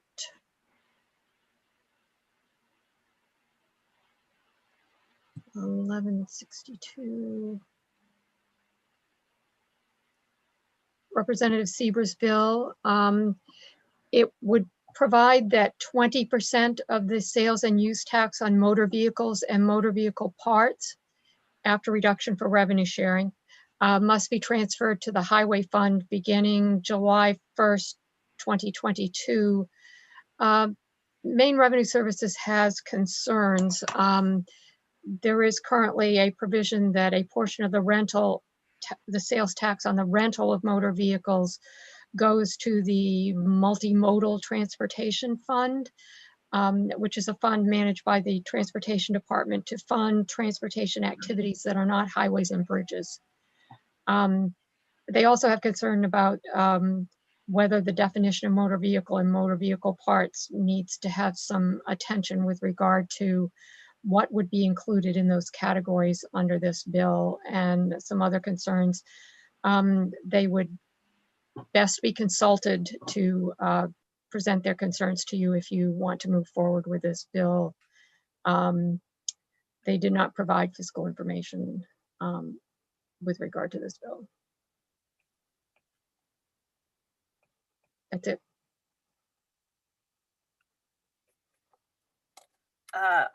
Okay. Any committee discussion? Sorry about that, Representative Terry. I just got a call. I've got to go over to HHS to speak on a bill briefly. So No problem, I'm here. I will be right back as soon as I can. Great. Thank you. Okay, so committee discussion, Representative Perry.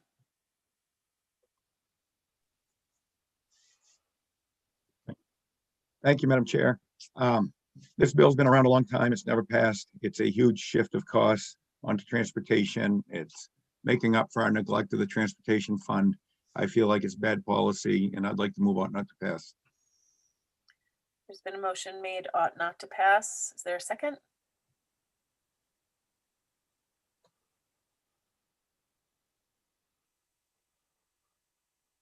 All right, that isn't going to go anywhere at the moment. I actually have a question for, I think Ms. Methot. Can we have her jump in? Morning. Good morning. How are you? Great. How are you? Excellent. So I wonder if you can break down for us what this would, if you have any ideas, that is, of what this would be as a financial impact for the general fund and for the multimodal transportation fund. I think that is probably a question for Dr. Allen. Oh, okay. Gotcha. Actually. All righty. I recall seeing, Dr. Allen, you can jump on whenever you get a sec. I recall seeing the first time I personally saw this bill was in the 128th, and the cost to the general fund was an incredible amount of money, if I recall correctly, and then also took away from the multimodal fund, which was not so great. Can you elaborate a little bit, Dr. Allen? Do you recall? I'm sorry, Representative Terry, I was focusing on something else when you were asking. It's okay. It's Monday. This is why we don't, generally speaking, meet on Mondays. Tax policy is too complicated. So I recall in the 128th hearing the cost that this would, the cost of this would be to the general fund and to the multimodal fund. And I recall it being a lot of money being taken away from the multimodal fund, and the consequences of that were pretty severe as far as train service and public transportation. Can you remind me, or if you can, remind me of what this does as far as taking away from those funds? Well, I believe we transfer, I'm going to say somewhere between $8 and $10 million a year to the multimodal fund from the 10% tax on short-term auto rentals. That area was affected quite a bit last year. Not too many people were renting automobiles for short-term use. I can't tell you exactly what we collected on the 10% last year, but it was down significantly, 50% or so. We would expect that to rebound this year and into the future, but now there's a shortage of short-term auto rentals. A lot of the rental car companies got rid of their fleets and haven't been able to rebuild them because of the shortage of automobiles and so forth. Shortage of and increase in Uber and Lyft. Yeah, right. Other alternatives. Yeah. So, it obviously this bill would have a significant impact on the multimodal fund, but at the moment, the multimodal fund is not at its peak performance that it's been in the past. Okay. Representative Kryzak, thank you. Thank you, Madam Chair. Thank you, Dr. Allen. I'm just wondering, do we fund transportation at 100% under current law, or are we taking funds from the transportation and putting it into other areas? As far as the highway fund and things like that, are we funding that the way we're supposed to under current law? To be honest with you, our only link to the highway fund is the motor fuel excise taxes. So, I mean, I have no involvement, or Maine Revenue Services has very little involvement with the Transportation Committee and the development of the highway fund budget and so forth. Okay, they have a separate budget, and they're funded through fuel tax, and they also funded through tolls. I couldn't tell you because we just don't get involved with them to the same extent that we do with the Appropriations Committee or this committee on the general fund side. Okay, thank you. Yep. You might be able to answer that. Me? Julie, yeah. Yeah, I'm going to give you my limited knowledge in this area, which is not going to be in the degree of detail that you'd probably like. the Maine Constitution provides that taxes from motor vehicle fuels must go to the highway fund and be used for highway purposes. However, it does not say that that's the only source of funding that may be used for highway purposes. For the budget for the highway fund, or the highway budget, I guess we call it, which is generally heard by the Transportation Committee, is like the general fund budget, except they do report out a budget with regard to primarily the use of funds in the highway fund, but it also sometimes includes funds from the general fund and other sources to fund transportation needs. As I mean, the issue that has been going on in recent years now is that gasoline purchases are actually declining. Prices go up and down, but the amount of taxes that we raise from fuel tax is a tax per gallon. So even if the price of gasoline doubles, the tax we receive is exactly the same. Oh. And as vehicles become more fuel efficient, the purchase of gasoline goes down.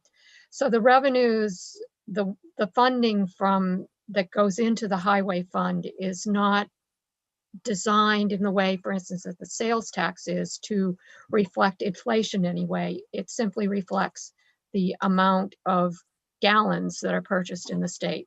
So the highway fund budget has been increasingly needing to pull money from other sources than fuel tax in order to fund it. I can't tell you how much. Suzanne Voynick, who works in our office, would be able to respond to that. I don't think that she's on today, but she would be available at another point to be able to address that issue. But it's an issue that the fuel tax revenues have not been adequate to fund the highway budget for many years now. But so various ways bound to use general fund money for that purpose. Thank you, Julie. That gives me a better understanding, but there is one more thing that I'm not quite clear on. So the Transportation Committee is the one that votes on the budget for the highway fund. It has nothing to do with appropriations? That's right. Okay, It's thank you. an entirely different bill that's presented for the highway fund, which is heard by Transportation. Of course, it goes to all of you for voting the way any bill does, but it's a separate budget bill. Okay, thank you very much. Yep. Representative Perry, followed by Representative Collings. Thank you. Being a veteran of the Transportation Committee, I'll add that the revenue from the gas tax goes to the highway fund, but the one missing piece is almost anything you pay to the Secretary of State also goes to the highway fund. So when you renew your license, registration fees, those sorts of things. Back in Angus King's, I think his first term was the last time we raised gas tax and then indexed it for inflation, since that's the only tax that does not go up with inflation, like sales tax and income tax does. That went up about a penny per year thereafter until LePage was elected and it was repealed. That penny a year maybe kept us even at best. So we've been losing ground ever since, and we've neglected to take care of it in transportation. So it is more and more falling on to the general fund. But this is just terrible policy in my view, and that's why I'll be voting against it. Representative Collings. Yeah, I just wanted to follow up on what Representative Perry said, that there is I believe it's becoming a mounting crisis on funding our roads and infrastructure. I as well have previously served on the Transportation Committee. We are well short of funding our infrastructure properly. We do have to go out to bonding, which we pay interest on. I know that the rates are low, but that's still a fact. Every year we're paying money on that. And even when we get the bonding and the money from all the sources, we're just doing the very basic maintenance. We're still hundreds of millions of dollars short of doing the second tier projects, which if we don't, I mean, it's just, we're not doing preventative work. And so it is a growing concern. And I actually have a piece of legislation that we'll be hearing sometime soon to actually increase the fuel tax. Representative Perry's right. We did get rid of indexing. That's cost us hundreds of millions of dollars over the past 10 years or so. And There are many people, including many people in the trucking industry who, they say that it costs them more on repairs to the vehicles due to the conditions of the roads than it would cost for, us to raise that fuel tax. So I just wanted to say that however we go about it, this is something that we need to look at, because the cost of repairing and maintaining our roads goes up every year. Supplies and labor definitely going up at a very fast and high rate. And if we don't address this, it's going to become a public hazard. So it's something that we really can't ignore, in my opinion, much longer, whatever we do. So thank you. Julie, currently are the vehicle parts, do those go to the general fund, or do those go to the transportation fund? Like if I were to say buy a windshield wiper. I'm fairly certain that the only thing that goes to the multimodal transportation fund is a percentage of the sales tax from short-term auto rentals. In terms of equipment, I'm fairly certain that those all go to the general fund, except the amount that gets pulled up for revenue sharing. But the folks from Maine Revenue Services can raise their hand if I'm wrong. Correct me, please. Yeah, Dr. Allen, go ahead. No, Julie's correct. All of the 5.5% sales tax goes to the general fund, And which auto parts and automobile sales would be subject to that 5.5% tax. Yeah. So pulling out, like, that seems like a totally different tax structure on the retailer side that they would have to, I mean, I'm just trying to, walking into my local auto parts store, there are things like,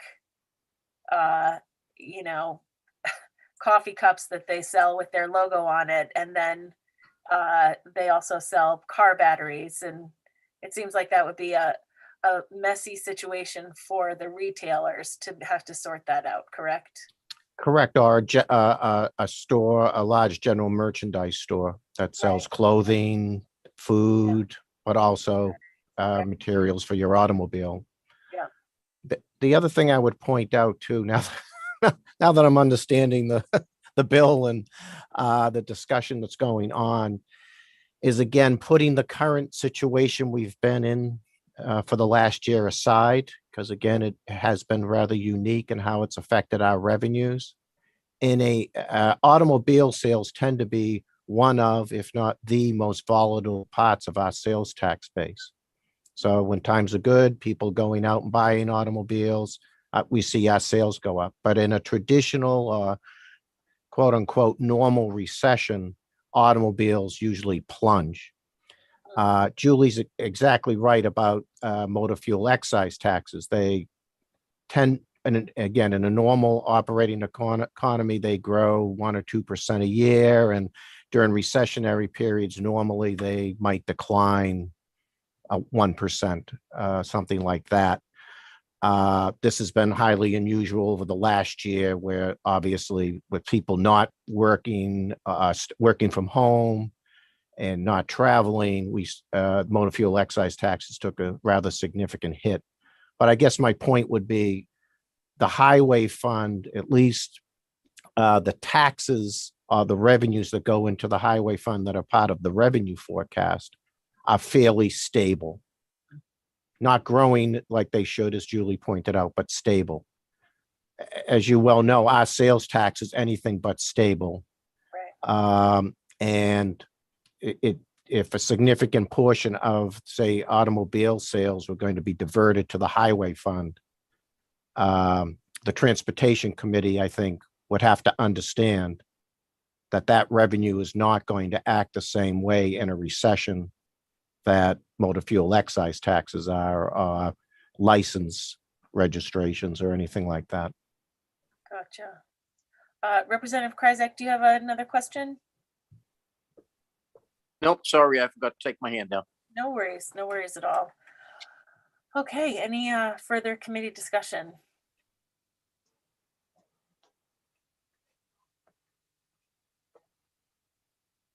Would anyone care to make a motion or remake a motion?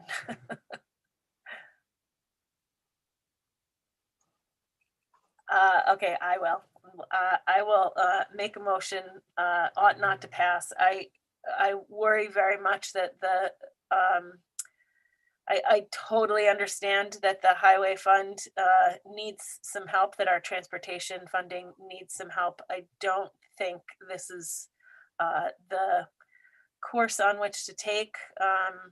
We'll still have to do bonding for transportation projects, and the money that goes into the general fund, or transportation bonding is paid for out of the general fund as well. I think taking the 20% of that sales tax from motor vehicle parts is just, as a retailer, somebody that sells things, having to pull some of that stuff out, or even asking MRS to pull that stuff out for us, I think would be incredibly difficult. So that is why I make a motion ought not to pass. I second for those same reasons. Sorry, I couldn't get my mic to work That's okay. to make a motion. Excellent. Okay. Although any further committee discussion? All those in favor of ought not to pass?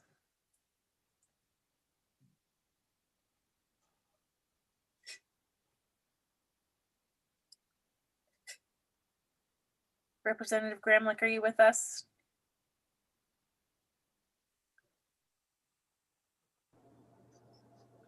So we don't have enough people in the room without Representative Gramlich to take a vote. So let's put that on hold. Julie, how do I do that?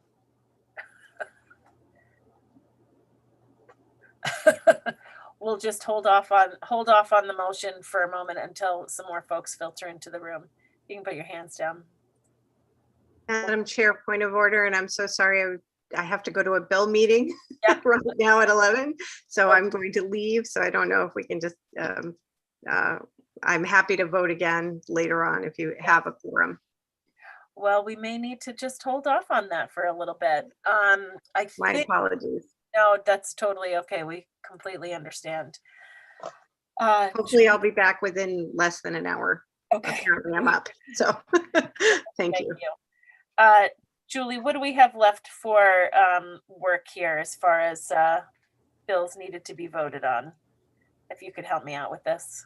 1277 and 1371 have to do with the sales tax on gold and silver. LD 1355 motor vehicle excise tax for disabled veterans. 1381 sales tax holiday. 1462 sales tax on newspapers. 1468 all-terrain vehicle trail improvement fund, and like 7 altogether. Sales tax. Oh, 8, 9. 1516 property tax exemption for persons who are legally blind, and 1525 sales tax on bags used for solid waste management. Okay. So seeing as that there are 3, 4, 5 of us in the room tops, I'm going to call a recess for about, let's go with 20 minutes. Senator Pouliot. Yes, I apologize, but today I'm going to have to hop off around 11:50. And then if the committee is still going, I should be able to rejoin around 1:30, I'm hoping, depending on how things go. Okay. Do we want to take a recess until around 1 o'clock then? Just take a 2-hour lunch break? Yeah. Can I get the other committee thoughts on that? It feels like that might. I think that Representative Hanley was going to be able to join after 11. So if perhaps Julie, maybe or someone could reach out to him and just let him know what's going on, that would be great. Or I'll text him. Forget it. Sorry. I'll do it. I'll do it. Yeah, I'll do the same. I'll do the same with our side as well. So, okay, why don't we just hold off until 1 o'clock? It seems like that's a way to get everybody back here. Okay. And we'll see you at around 1:30, Senator. Yep. Thanks. Terrific. And we'll jump back on this same link. Sound Tell me, okay? you said 1:30? Yeah, yeah. Okay. Okay. Thank you. 1:30? No. Did I say, I said 1 o'clock? 1 o'clock. Yeah, we could get a I couple. should be able to hop back on by 1:30. Fingers crossed. Yeah, and we should be able to get a couple things done before we get to your next bill, Senator. Thanks. All right, 1 o'clock. Thank you.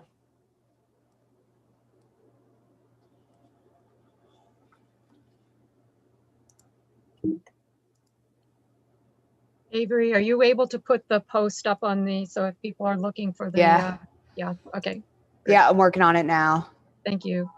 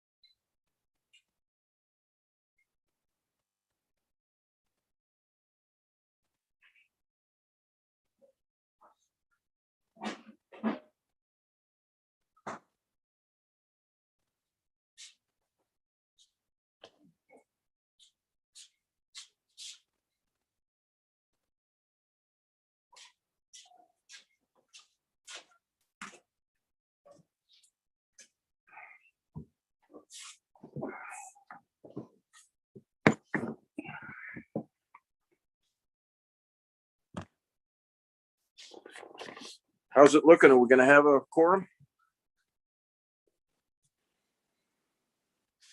Oh, you're on mute.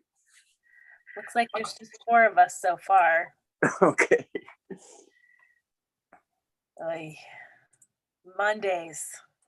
Yeah, but when do we have the discussion about this? Did I miss? I was out Thursday. Did you guys talk about Thursday? I think it was Thursday because we were anticipating going in for session on Thursday of last week. No, of this week. So we got okayed to change things to Monday. But then of course, last minute they pulled that. So, and we looked at our schedule, Ted, and it is still, there is still a lot of work to be done. So Really? yeah, we got more. So session's been canceled? Session was canceled for this Thursday, but it's now happening on the 19th instead. Oh, okay. Whatever day that is, Wednesday, Thursday, Saturday. I'm lost at this point. Is it at the Civic Center again? Correct, yes. Okay. It's next Wednesday. Wednesday, thank you, Julie.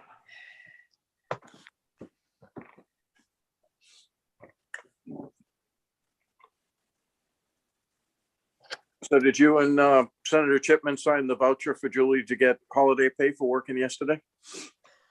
I've been trying for a long time to get Julie not just holiday pay, but like the entire months of April, May, and June pay. Just extra, just as much extra as possible. I thought you were going to say the entire months of April, May, and June off. Absolutely. That I was looking- nowhere yet. If we have to be here, you have to be here. We cannot function without you, Julie. Well, No, find a way. Be shy about it. You know, it's just not going to work. It looks like we have 1, 2, 3, 4, 5, 6, 7. We have quorum. We can get started if we want to. Are we going to start with a vote on that last one? Up to you guys. Do you want to do that, or do you want to hold off until we have a few more folks in? I think Senator Pouliot was going to be here at 1:30. Oh, so we don't have a senator yet. We can't vote then. We do. Ben's here. Oh, okay. There's Senator Pouliot. Oh, there he is. Oh, sweet. So yeah, why don't we do that? Let's so we'll start back up if you want to have us go. I guess we're live now. Great. Welcome everybody. Welcome back to the Committee on Taxation. We're going to pick back up where we left off, which my understanding is we were on LD 1277. Well, did Julie already give us the analysis on this? And then there was some discussion, but there wasn't enough members to vote. Correct. We were actually mid-vote when we realized that there were not enough of us to do so. So, Avery or Julie, could you remind us exactly what the motion was? Yeah, I think it was LD 1162 though, not 1277. 1277 is gold and silver. We hadn't gotten to that one yet. Oh, we hadn't taken that up. So we're on LD, what'd you It say? was 11? 1162, and it was ought not to pass. Motion made by Representative Terry, seconded by Representative Sachs, and I have 1, 2, 3, 4, 5, 6 votes for that. Okay. Right, so that was the one that pulls sales tax out of car parts to go to the transportation fund. Okay, so let's reopen that work session, LD 1162, and see if there's any further committee discussion, or if someone would like to make a motion on that again, since we now have quorum. Is there any further committee discussion on LD 1162? I'll make the motion not to pass. Yeah. So we have a motion made by Representative Krajicek of ought not to pass. Second. Seconded by Senator Pouliot. Any further committee discussion? Seeing none, all those in favor of the motion, please signify.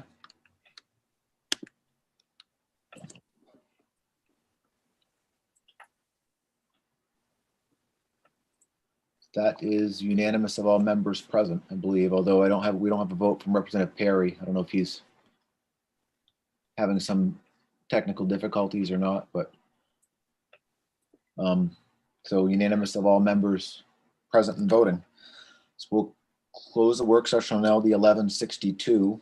And at this point, yeah, go ahead, Representative Terry. Sorry, so just a couple of notes here. One is Representative Fecto asked that he be here for the work session on the precious metals. He just has a bill that he's reading in education first at 1 o'clock. So if we could push his off a little bit. Yeah. And Representative Stearns, I think we wanted to talk to him. He was here earlier, but then of course we recessed. So maybe we want to just reach out to him. Avery, if you wouldn't mind doing that and letting him know that we're close to ready. Yeah, we'll hold off on both 1277 and on 1371, since they're both similar bills, and wait for Representative Fecto to join us. In the meantime, since Senator Pouliot's here, why don't we move on to LD 1355? Terrific. This is one of his bills to amend motor vehicle excise tax exemption for veterans who are disabled. Sounds great. And we'll let Julie take it away from here. Okay, I am mute. No, I'm unmuted, I'm sorry. Yes, LD 1355, as you said, is Senator Pouliot's bill. It provides a motor vehicle excise tax exemption for veterans who are receiving benefits based on 100% permanent service-connected disability.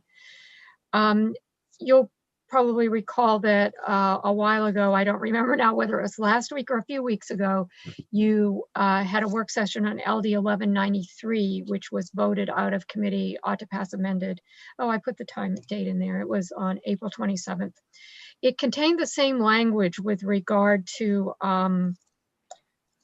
oh gosh, I don't remember now whether it was a property tax exemption or motor vehicle excise tax exemption. I'll have to check.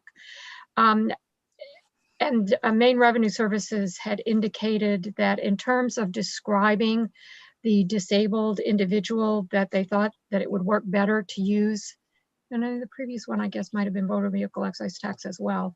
I'll check when I stop talking. The Maine Revenue Services suggested using the same language that describes disabled veterans under the property tax exemption. So there wouldn't be a confusion as to whether the legislature was intending a different definition. And you adopted that as the amendment on LD 1193. The sponsor at the public hearing suggested that perhaps the bill needed to be amended to include language which would indicate that it would cover trucks, I guess, meaning like individuals who own pickup trucks. The definition of motor vehicle would seem that it covers individual pickup trucks, the smaller trucks, not probably large delivery trucks, but ones that you would be considered individual transportation kind of vehicles. I'm hoping, Mr. Lacey's here for Maine Revenue Services, and I'm hoping he can answer that question. It was not entirely clear. The sponsor, no, wait a minute. I don't know. Did Senator Pouliot, are you the one who had the issue with the truck, Senator Pouliot? Anyway, Yeah. there was a question. It was not clear whether there was a problem with the statute or whether perhaps there was a misunderstanding of the law by the municipal clerk that the constituent spoke to. But Mr. Lacy is here and can clarify this issue, I hope. Excellent. Yeah, welcome, Mr. Lacy. Hopefully you can clarify this for us. Thank you, Mr. Chair. So I think part of the issue may be a conflict between the Title 29A definition that's referenced in the current exemption. So I wanted to touch base with Julie afterwards to get a sense of, or maybe Senator Pouliot, as to whether it was an issue of they couldn't get the free registration or they couldn't register, they had to pay the excise tax. Because from the excise, sorry. Yeah, so I would have to get clarity from my constituent about that. I'm not sure which. But it just seemed to be that the issue, at least, you know how this goes sometimes, people are explaining a thing and then you dig deeper and to find, we just wanted to make sure it was very clear that whatever vehicle it was that the person was saying they were using for their transportation. I mean, you and I might not use a milk truck to drive back and forth to work, but perhaps somebody in rural Maine or even not rural Maine does, so just whatever vehicle they're claiming to be their form of, personal transportation that they would be qualified under this. Okay. Can I add something, Mr. Chair? Sure, go ahead, Mr. Lacy. So I think part of it may be the way it's structured. So currently, the way the current exemption is structured for excise tax, we're just looking to whether or not the Secretary of State is granting them free registration. And so that decision is made by the Secretary of State. And so adding on the second part, now we're going to have to, or, the towns are going to have to make a determination about the disability part. And so, so I think we might have to look at the definition of automobile in the statute currently for us, I think is broad enough to handle a pickup truck.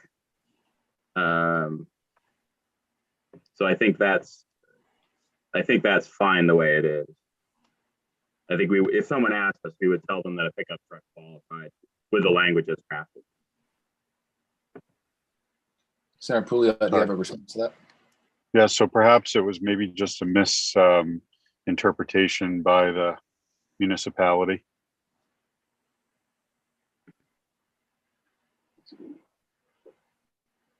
So, and if you have additional information, we can certainly look into that too, Senator Pouliot. So here's where I'm at with this bill, Mr. Chair. A lot of what we were attempting to cover was already covered in LD 1193. Okay. So if I'm hearing from the department that all vehicles that whatever somebody is choosing to use as their vehicle for primary means of transportation, personal transportation is covered, then I don't see any reason why we need to pass a duplicative bill, Right. Obviously, this is something that would have worked its way out in the revising process if,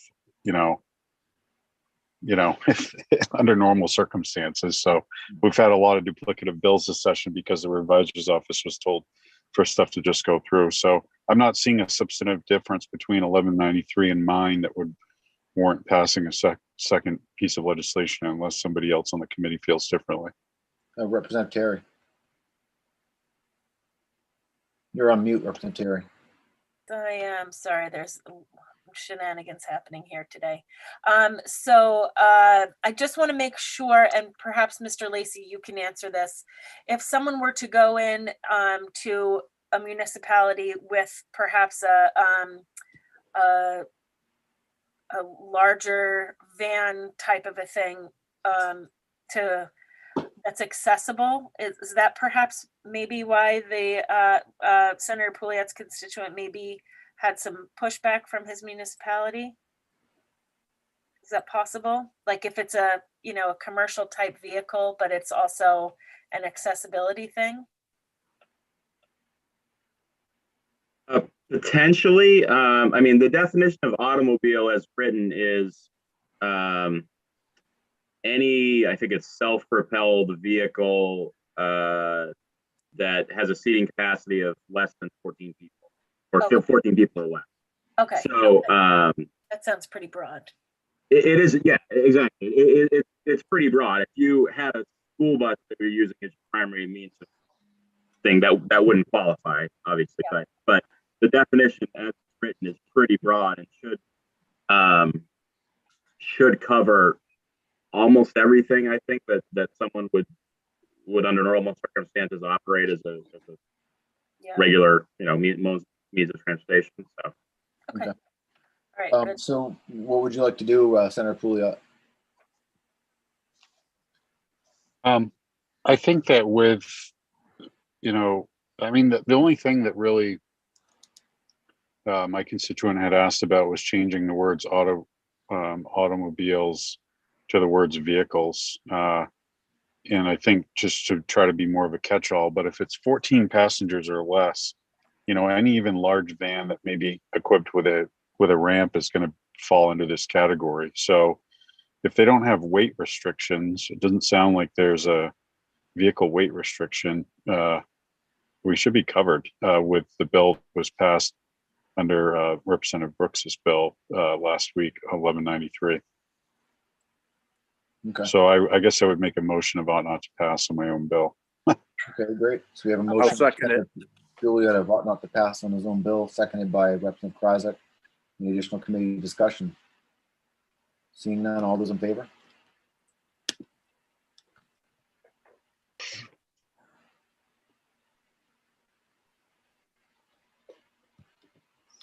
So that appears to be unanimous, although we're not sure what's going on with Representative Perry, but of all those present and voting, that is unanimous.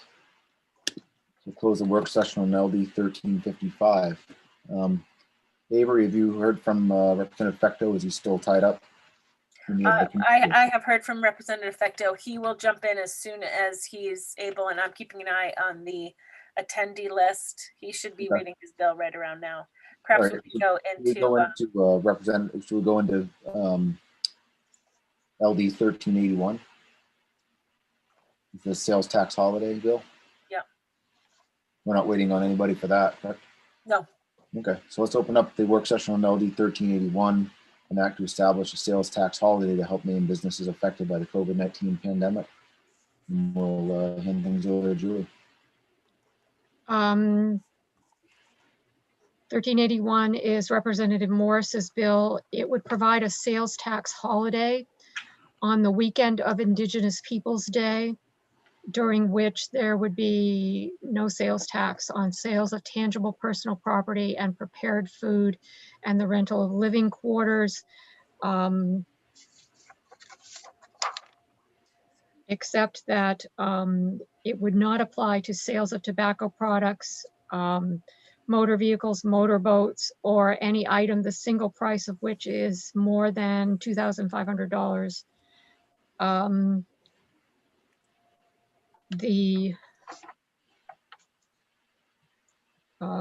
At the public hearing, the sponsor indicated that the bill provides that it says beginning in 2021, which I guess would be January 1st. So there would be all kinds of retroactive implications of this, given that it's unlikely, it's not an emergency bill, so it wouldn't be taking effect probably at least in the first half 2021. The sponsor recommended changing the date.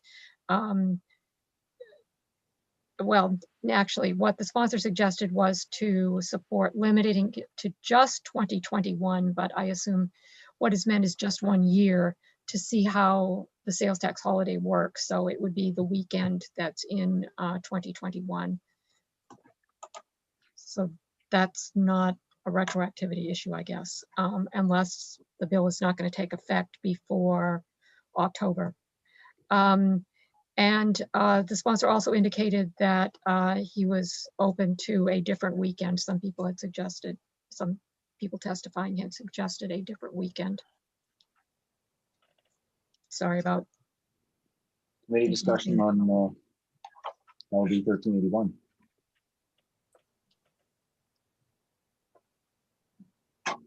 I just have one question. Sure, go ahead, Representative Krasik. Is this bill an emergency bill? No. Not currently, no. No, so by the time we get out of session, that has to wait 90 days to go into effect, so it wouldn't be in effect this year? No. Okay, thank you.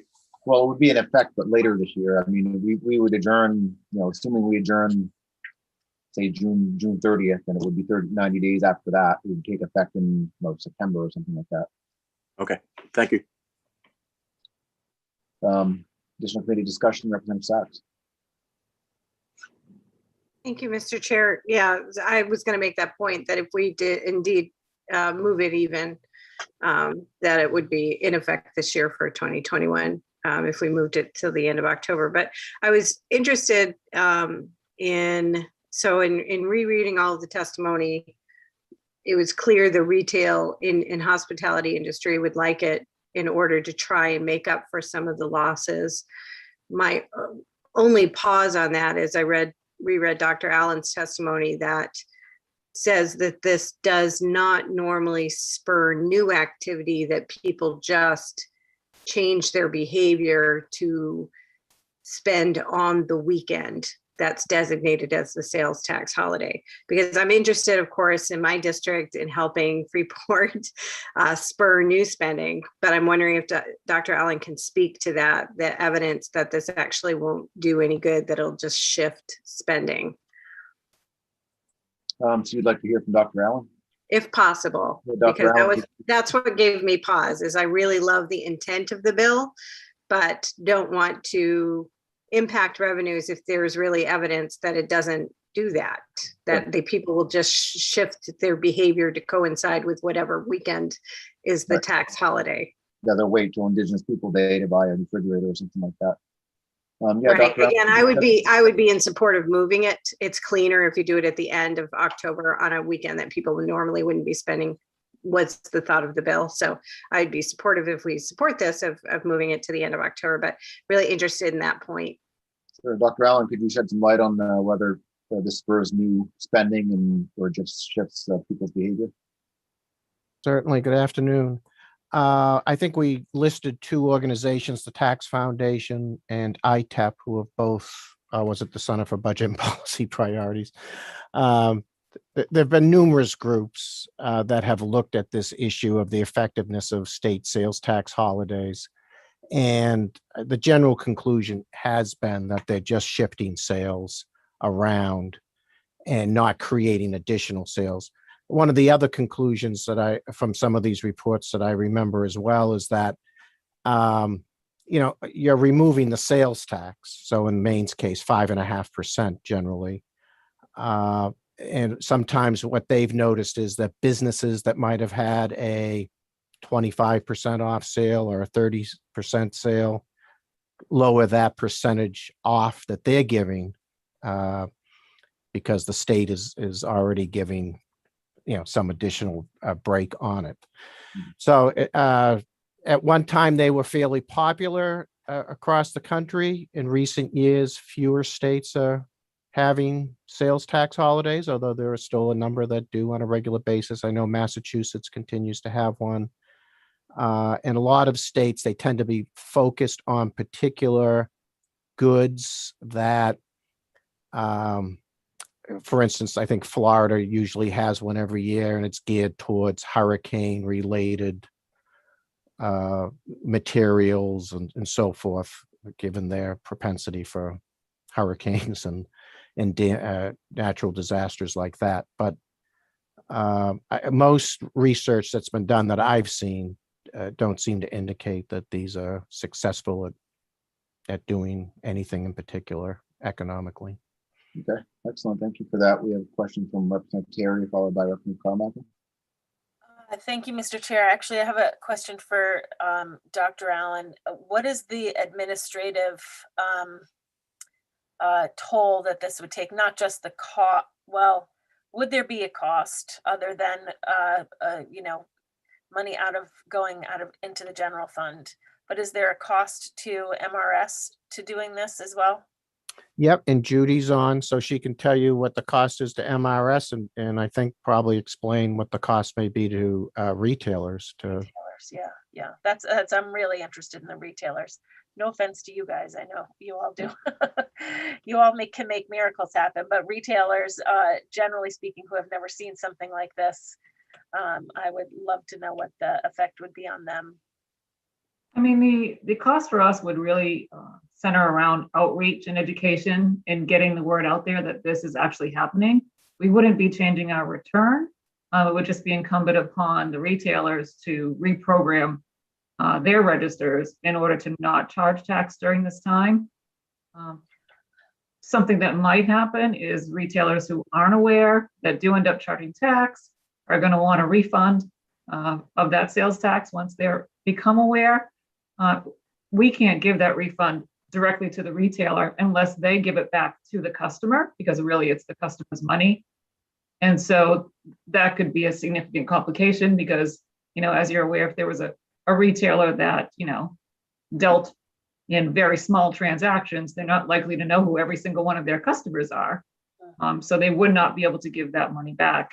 And in that case, we would end up keeping the erroneously collected tax. Okay. I had a follow up, but I can't remember what it was. I might raise my hand again. Thank you, Mr. Chair. If we did this and properly advertise it, would it spur, spur out of state people, more tourists from out of state and maybe taking advantage of it that way? I agree that people who are local probably wouldn't, they'd just adjust their time frame so they could take advantage of what they were purchasing. But I was wondering if people who are some tourists that was going to travel here might say, okay, let's go to Maine instead of this other place because, Maine's got this program going on this weekend. So you're wondering whether they would drive here or fly here from somewhere else? Right. If they might, yeah, exactly, Senator. I was wondering if they might choose this as a destination for that weekend because there's, that incentive. I don't know. If I could, Yeah, go ahead. if I could just throw out there, Representative Carmichael, that our neighbor to the west and south already has that benefit, and would folks spend the extra time coming to Maine to do the same thing that they could do there? So tourism wise, it feels like we're maybe too close to what we're to our neighbor that already offers that to spur additional folks coming into town. I mean, they have the same kinds of towns that we have with Kittery and Freeport. They have North Conway and Nashua that have the same kind of economic drivers there. Yeah, that's what I was wondering too. I mean, New Hampshire's year round and we'd be doing it on one day. So I don't know. Representative Sachs.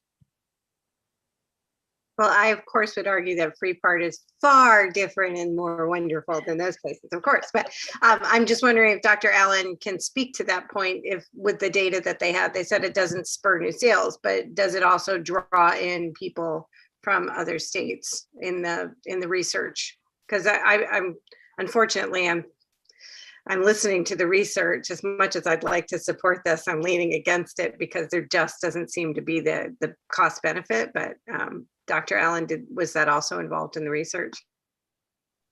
I don't remember that being part of the research that I've seen. We can go back and look and see if that was. New England is sort of a unique area where you can cross state borders very quickly. And so it might spur folks from Massachusetts to come up into southern Maine to purchase items, or maybe Canadians to come down from Canada into northern Maine. I don't know. but we can look into that for you. And I guess for me, I would wonder, like, for whatever additional activity it does create and people coming in from out of state, all of the purchases that are made that day by Maine residents would have bought things anyway. I mean, what seems like we'd still lose more money than we would gain. I don't know. You know, I mean, it's, if the study show it doesn't control behavior, from what you told us that's the case, then even if we spent money advertising, we'd have to recoup the money we spend advertising, plus recoup, you know, whatever sales tax that we get from Maine residents that would have bought stuff anyway in order to be any, come out ahead on this. I didn't see us coming out ahead on this. Representative Matlack. Thank you, Mr. Chair. It at least leads me to think about some of these protests that have taken place over the years, where it's like, we're not going to buy gas on Tuesday from whatever major corporation it is. And so they buy on Monday or Wednesday, but just not on Tuesday. And that's, for me, that's what it looks like, is that you could plan to come to Maine in the fall, in the end of October, in time for leaf peeper season. And you would choose it, you wouldn't choose to come here because of leaf peeper season. I mean, you would choose to come here for leaf peeper season, but it would just determine which weekend you're going to be here, rather than causing you to come here at all. And that's my concern about it, is it isn't unique. It isn't a big draw, especially if it's only going to be the one time. I'm sort of skeptical about it myself. Additional committee discussion. Representative Terry. Just one more point too, and it goes to, again, the one time and doing it this coming October. You know, hopefully, my fingers are crossed and knocking on all the wood that we'll be up in full swing by the fall. But as of right this minute, we're not even allowing folks from Canada to come into the US and the US into Canada. So I wonder if we're A, premature with it. You know, A, is it a great idea? B, is it, if it is it not premature that we're doing it? So I think with all of that being said, I think I would like to make a motion ought not to pass. Great. So we have a motion of ought not to pass made by Representative Terry and seconded by Representative Matlack. Any further committee discussion? Seeing none, all those in favor of the motion, please signify.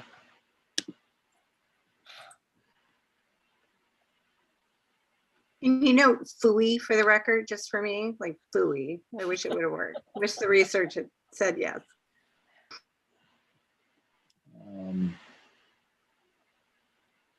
Used to be unanimous of all those present and voting, although we don't have votes from Representative Perry. Representative Kryzak, you voting for this? There he is. I'm voting against the motion. Okay, great. So we, all those opposed, please signify.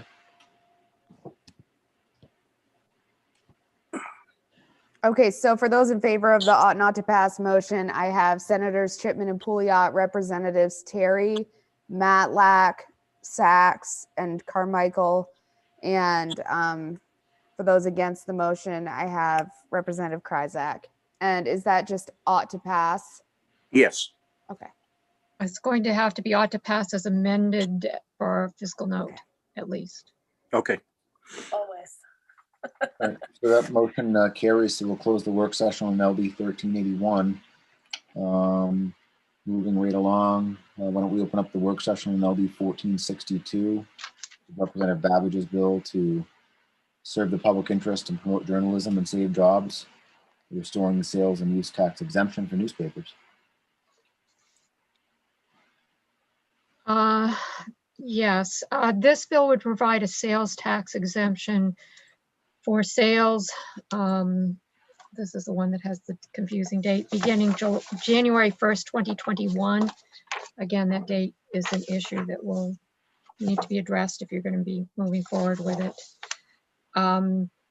It would provide an exemption for newspapers that serve the public interest, which are publications on newsprint that are sold for money, that are published not less than once every 2 weeks, that provide news coverage on the activities of state and local governments and community affairs, and that provide a format for editorial commentary. The history behind this is that there used to be a sales tax exemption. It wasn't specifically for newspapers. It was for any publications which publish at least 4 issues during the year. So it covered magazines, it covered newspapers, it covered any kind of publication. It didn't matter what kind of paper they were on or anything like that. That was repealed in 2013 as part of a much larger tax reform package. There are potential First Amendment concerns with treating some types of publications differently from other types of publications. I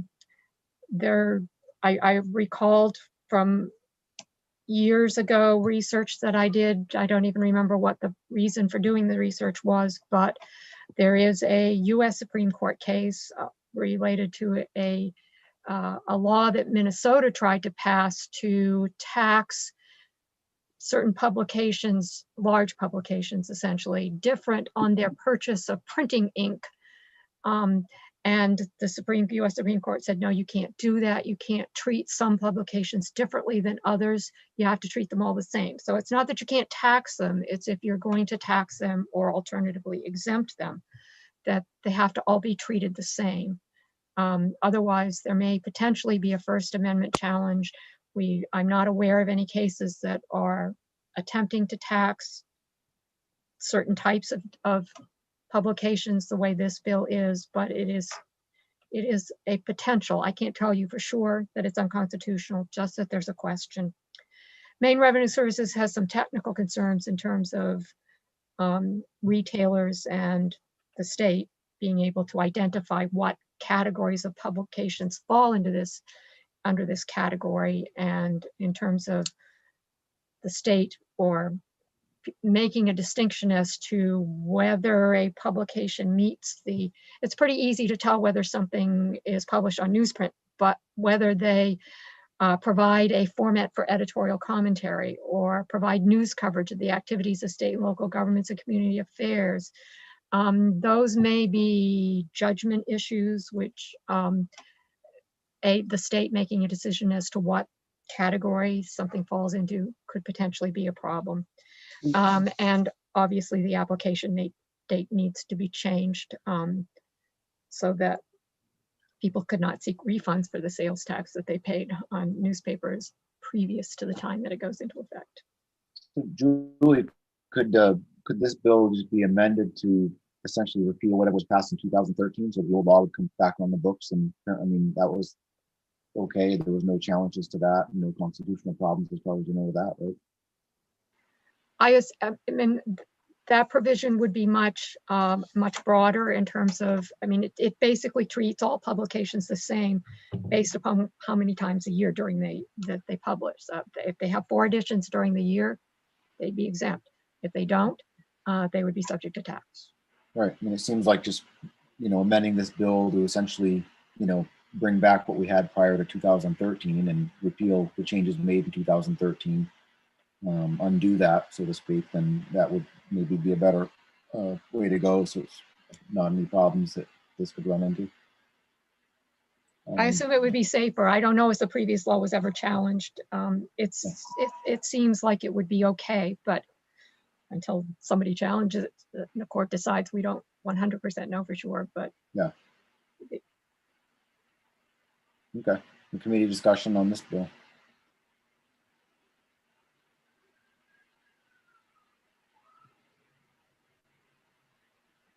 Representative Krajicek, I assume you still have your hand up from the vote.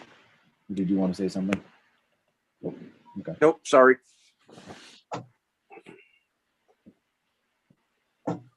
Someone like to make a motion on the bill or ask for more information or anything like that? Yes, I have a question. Sure, Representative Terry, go ahead. Perhaps from Ms. Method, maybe, if we've had complaints about this tax. If it's, I'm just wondering if it's a problem that we're trying to find an answer to, or if it's just a something that happened in one legislature that we're trying to go back to the way that it was prior to it changing. Do you know, Ms. Method, if we've had anybody, lodge complaints against the department or the state on taxing their newspaper? I am not aware of any complaints Yeah, lodged in this area. And do you know if prior to making this, making newspapers taxable, do you know if like other publications were taxable? Better Homes and Gardens. Yeah. Previously, the exemption was for publications that were issued at least 4 times a year. So that included all magazines, all newspapers, anything that was published that had basically a version or an edition on it. So in some cases, even included newsletters. So that exemption was much broader. Yeah. It was all publications. Do you know what the fiscal note for all publications are? I do not. That might be something that Dr. Allen might know. Yeah. Dr. Allen, do you happen to know the roughly how much revenue came in through this before it was repealed? I think at the end of the day, we had scored the proposal back in 2013 at around $1.5 million additional dollars. There was the subsequent carve out for free newspapers. And I think the net impact was the $1.5 million. Okay. Do you think that's still true now with all the how everything's been shifting to online publications and getting away from printed stuff in general? It could be. We haven't looked at it in a while, as far as I know. It's not a tax expenditure anymore, obviously, so we don't have the the estimate in the red book. So. It's been about 8 years now, so a lot's changed in 8 years regarding printed versus online stuff. So, any further committee discussion? I think there's some value. I know that they're kind of disappearing, obviously, printed newspapers, but there's some value in trying to support what's left of that for people that still want to receive printed newspapers and deliver them, and for the print shops that print them and stuff like that. But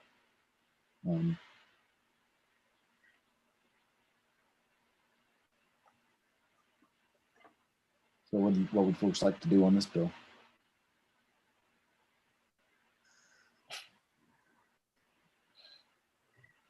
I see that there is little excitement over it. I don't know. Who knows if it would get funded? We could pass it and let it go to the appropriations table, but Representative Sachs, go ahead. I think that's my question. Again, oftentimes we look at the lens of what is the problem we're trying to solve around maybe equity or fairness, or are we trying to encourage or discourage behavior? So for the price tag, it doesn't seem to me that people would change their behavior, for example, to either buy a paper more often because there was no sales tax.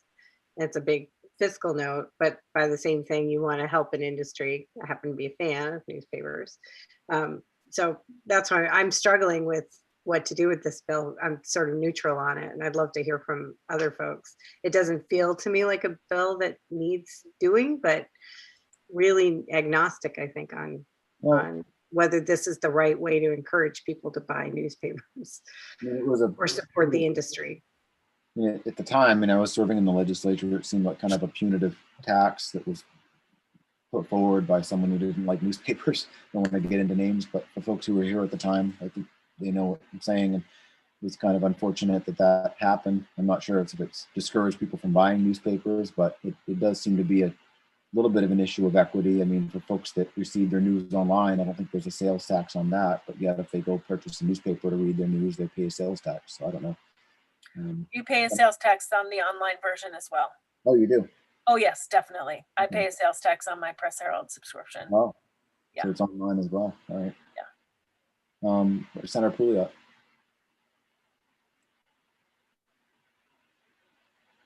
You're on mute, Matt. You're on mute, Senator Pouliot. Thanks. I would make a motion of ought not to pass.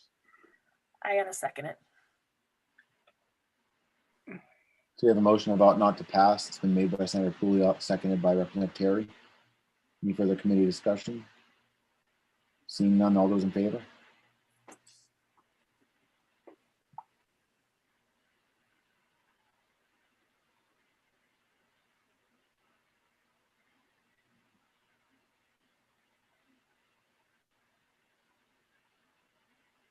And all those opposed? I'm going to vote in opposition to that. I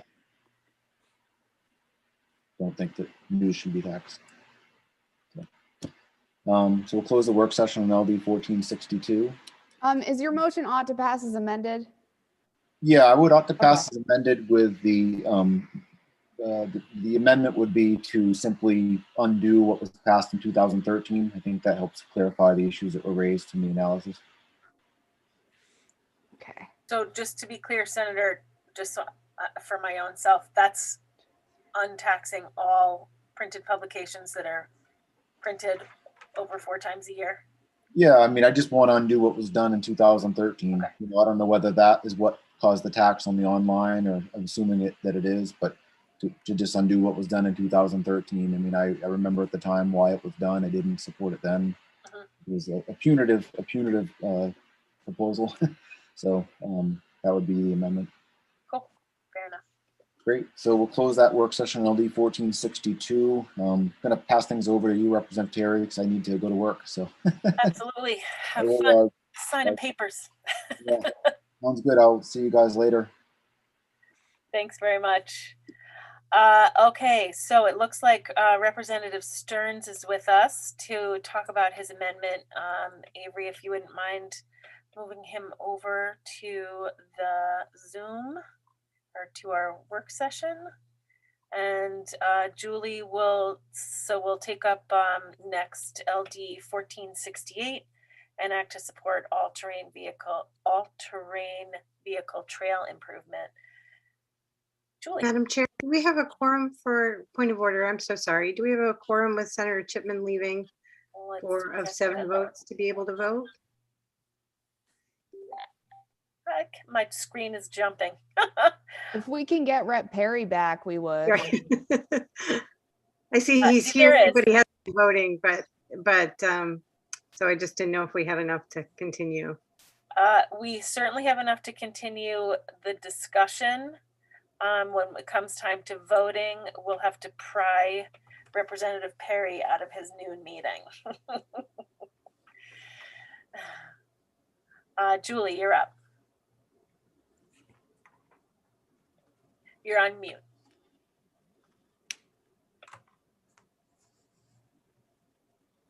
I'm muting. I was bringing up the chart is what I said. 1468. Representative Stearns bill, an act to support all-terrain vehicle trail improvements. The bill as drafted requires use taxes collected on the rental of all-terrain vehicles to be deposited in the ATV Recreational Management Fund. Maine Revenue Services raised some concerns in their testimony. Basically, the distinction between sales tax and use tax can be quite confusing, but it's can be complicated, but the simplistic version is the sales tax is imposed upon the sales of tangible personal property and taxable services that are purchased in this state. The use tax comes into play if a resident of Maine purchases an item from another state. Either they go perhaps to New Hampshire, in this case, and rent an ATV to use in Maine, or I don't know if this works for ATVs, but for other items, perhaps somebody purchases something online. In that case, because there's no Maine retailer to collect the sales tax, the use tax applies to the consumer who purchases the item. And you may recall, a sort of obscure line on your income tax return every year where you're asked to confess to the amount of purchases that you've made on which sales tax have not been collected and to pay sales tax to the state of Maine when you file your income tax return. But that's the use tax. So what the sponsor was really intending to do was to address the issue of people who were renting ATVs in Maine, and to provide that the sales tax from those items would go to the ATV Recreational Management Fund.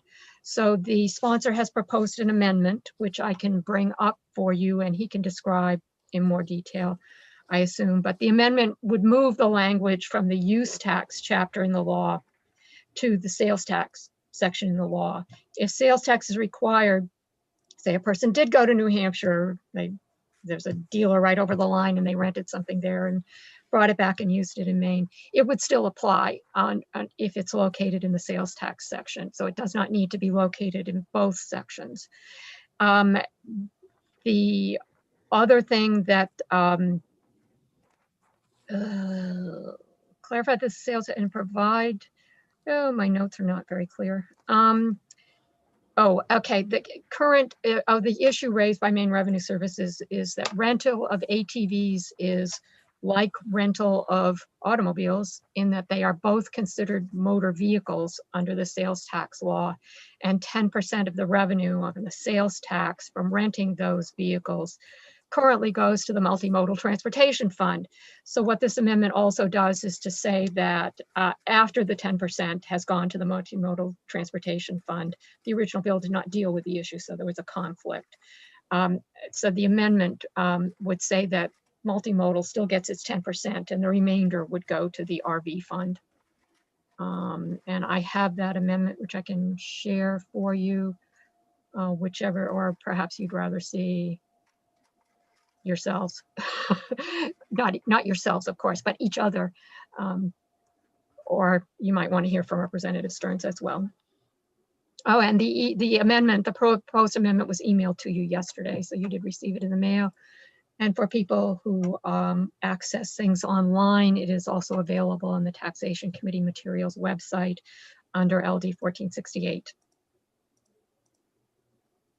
Okay. Turning it back to you. Thank you. I'm just trying to pull it up myself. I know it's in here someplace. I found it earlier. It's got to still be in here. Julie, actually, would you mind sharing it with us? And Representative Stearns, would you mind sharing your thoughts with us as we're reading? Certainly. Thank you very much. And my apologies to the committee for not being available. That's the first time in my life I've ever been moved from number 10 in the lineup to leadoff. I didn't handle it very well. I'd also really like to thank Julie for the excellent work that she did in helping in really crafting this amendment. A couple of comments. I believe that what this amendment does is take ATVs out of the same section as automobiles. They are truly different and distinct. Matter of fact, it's kind of interesting to note, people want to compare ATV rentals with snowmobile rentals. A snowmobile rental, there is no tax. Taxation, this is Avery. And oh, hi. Interestingly enough, the snowmobiles do get a little bit of the gas tax. So whenever a person buys fuel in the state of Maine, gasoline, a little bit of that tax goes to the snowmobiles, and ATVs don't have that luxury. But that's sort of a side note. I think what this does is exactly what I had intended it to do. When someone goes into a shop, say up in Rangeley, Maine, and they go in and they rent a side-by-side ATV to use for the day, and they pay that sales tax on that rental fee, 90% of those monies would go directly to the trail fund, and 10% would continue to go on to the multimodal fund. And I think Julie could probably correct me if I'm wrong in that interpretation. Oh, that is the outcome. The amendment replaces the language in the bill. The first section is the section that removes the problem of the conflict with the transfer to the Multimodal Transportation Fund. So if you can see, there's right in the first line there, there's simply an exception. So the language that describes that transfer of income from our revenues from the tax imposed on the value of other vehicles to the multimodal transportation fund. This says, except as provided in Title 36, Section 1820. So we looked at the second section of the bill, which is what creates Section 1820, which says the tax on rental of all-terrain vehicles. This is standard language that is used. There are a few other transfers like this in the statute. So this is kind of uses the standard language that is used for other transfers. It's a monthly transfer. The assessor notifies the state controller and the treasurer of state of the amount of revenue attributable to tax collected under this part on the rental of all-terrain vehicles as defined in Title 12, the same definition that was used in the original bill. When notified by the assessor, the state controller transfers that amount to the ATV Recreational Management Fund established under Title 12. So that's the standard process for the state tax assessor would be required to identify that amount of money. I think they will tell you they don't already know what that is, because when retailers report their sales tax, they don't break it down into specific categories of where it comes from ordinarily, unless Maine Revenue Services asks them to. So in order to implement this bill, Maine Revenue Services would have to ask them, the retailer, how much is attributable to rental of all-terrain vehicles, so they know what to certify to the treasurer and the controller so that the transfer could be made as intended. Representative Kryzak. Thank you, Madam Chair. I'm just wondering, I've been asked by my local ATV club to put in a bill to start a new kind of registration. They still want to pay their ATV registration, but they want, I guess it's called like a low speed registration like they have for mopeds.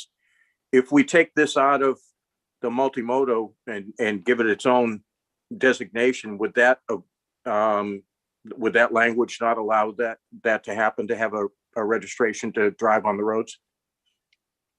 This language would have nothing to do with registration of ATVs. Thank you. It's governed by Title 12. It only has to do with whether there's sales tax or not.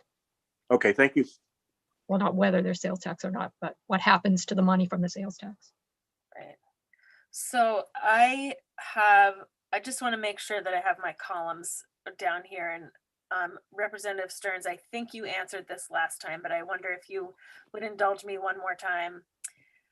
Registration for ATVs and for snowmobiles already has in it provisions that allow some of that money to go to the trails of both types of both uses, essentially. That is correct, although they are certainly different. They're different, right. Both have that ability, as you mentioned. Yeah. Some of the trails, I think I recall you saying, are both vehicles can use them, some not so much. Very much so. I kind of picture it as the sheep farmers out in the West with the cattle, farmers. They both farmed. Yeah. But sometimes they fought a little bit.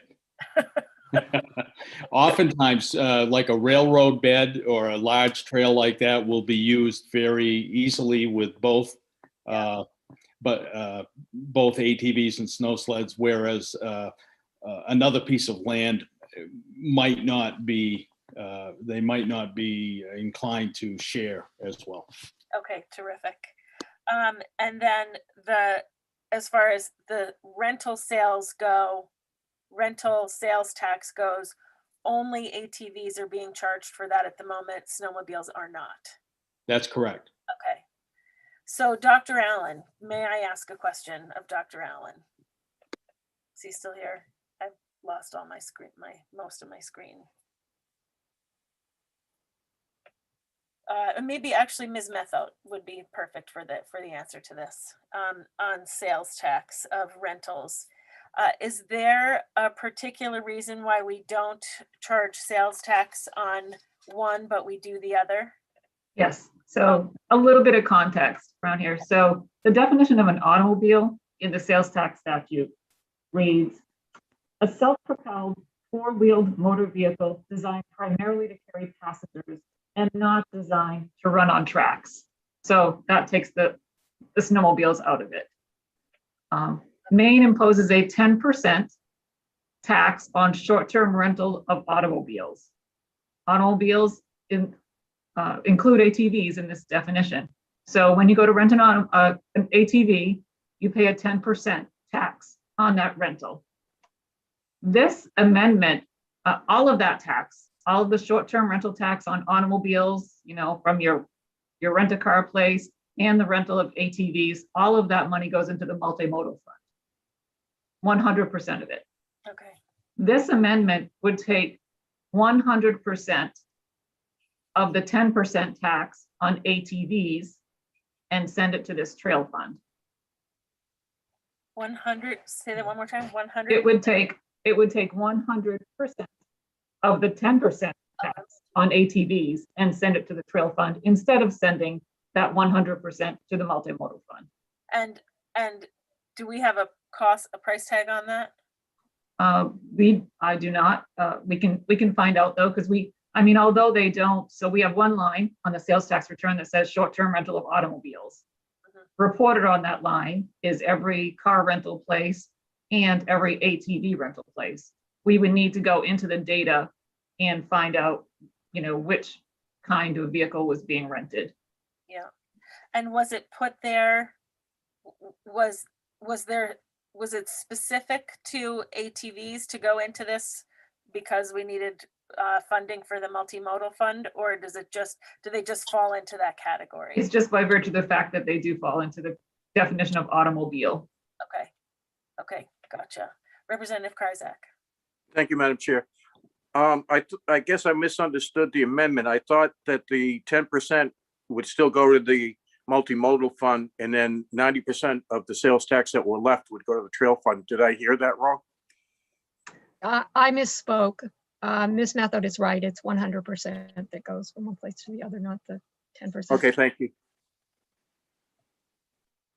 Representative Matlack. Thank you, Madam Chair. So at present, there's no way to distinguish between ATVs and rental cars. They're all the same. You'd have to find a way to differentiate between the two? In order to accomplish what this bill is asking? We could on our return, if you wanted to send the money from the rental of ATVs to a separate fund other than the multimodal, we could put a line on the return, which I think was in the original admin cost. We could put a line on the return to differentiate between the rental of automobile and the rental of a car and the rental of an ATV. Okay, I'm sorry. I thought I just heard you say that you couldn't explain what the fiscal impact would be because they're the same. They went into the same. Currently, they're Okay. on the same line. Okay. If you wanted to enact this and have them go to different funds, we would create another line. And then you'd be able to tell the difference. Currently, they're on one line and there is no differentiation on that line between ATVs and cars. But it's easy enough to figure that out from the data that comes in or the funds that come in. Maybe, it would need to be figured out by who the taxpayer is that's sending in the tax. So easy, I don't know, but I think it could be done. Okay. Defined easy enough, right? Right. Representative Sachs. Thank you, Madam Chair. And so I think that's my question is to maybe Representative Stearns, you can talk about how I'm assuming that your thought, and if this isn't a true assumption, please let me know, that the ATV Recreational Management Fund is underfunded and that you were looking for a revenue source. Is that true? Or I guess I'm trying to figure out, we don't know how much this would generate. Is it a bunch of money that is not needed necessarily to maintain these trails?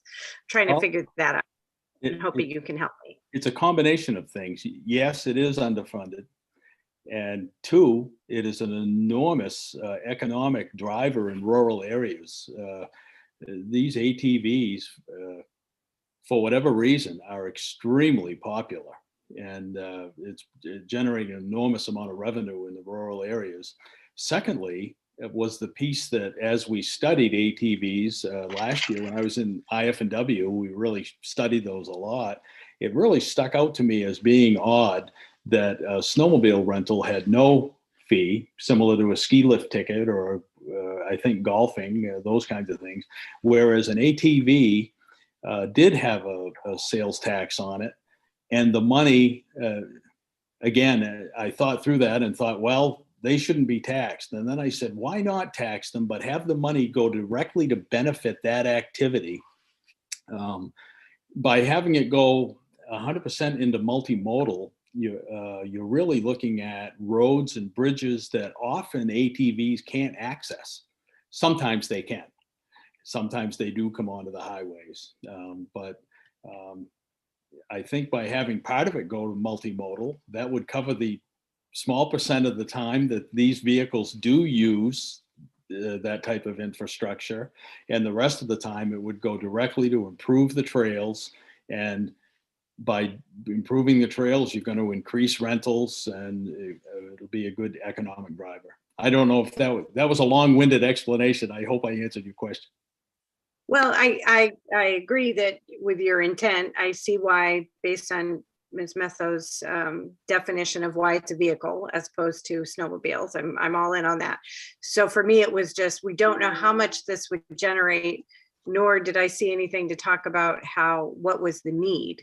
So it just seems like sort of an amorphous concept. I understand the concept. It seems logical to me, but I don't know the deficit and I don't know the return or what would it be? What does it generate to do that? That's all. It's just very non-specific for us tax people, for me personally. Yeah, I don't know how much is generated in that area. I don't know how much we're talking about. Do you have a sense of what the deficit, I'm so sorry, Madam Chair. Do you have a sense, Representative Stearns, of what the deficit is? When you say it's underfunded, what is it currently and what is the gap you're looking to close if it's underfunded? Excuse me, the trail system?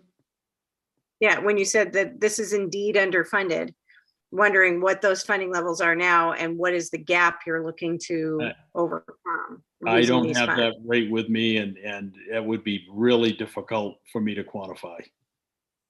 I apologize. Representative Kryzak. Thank you, Madam Chair.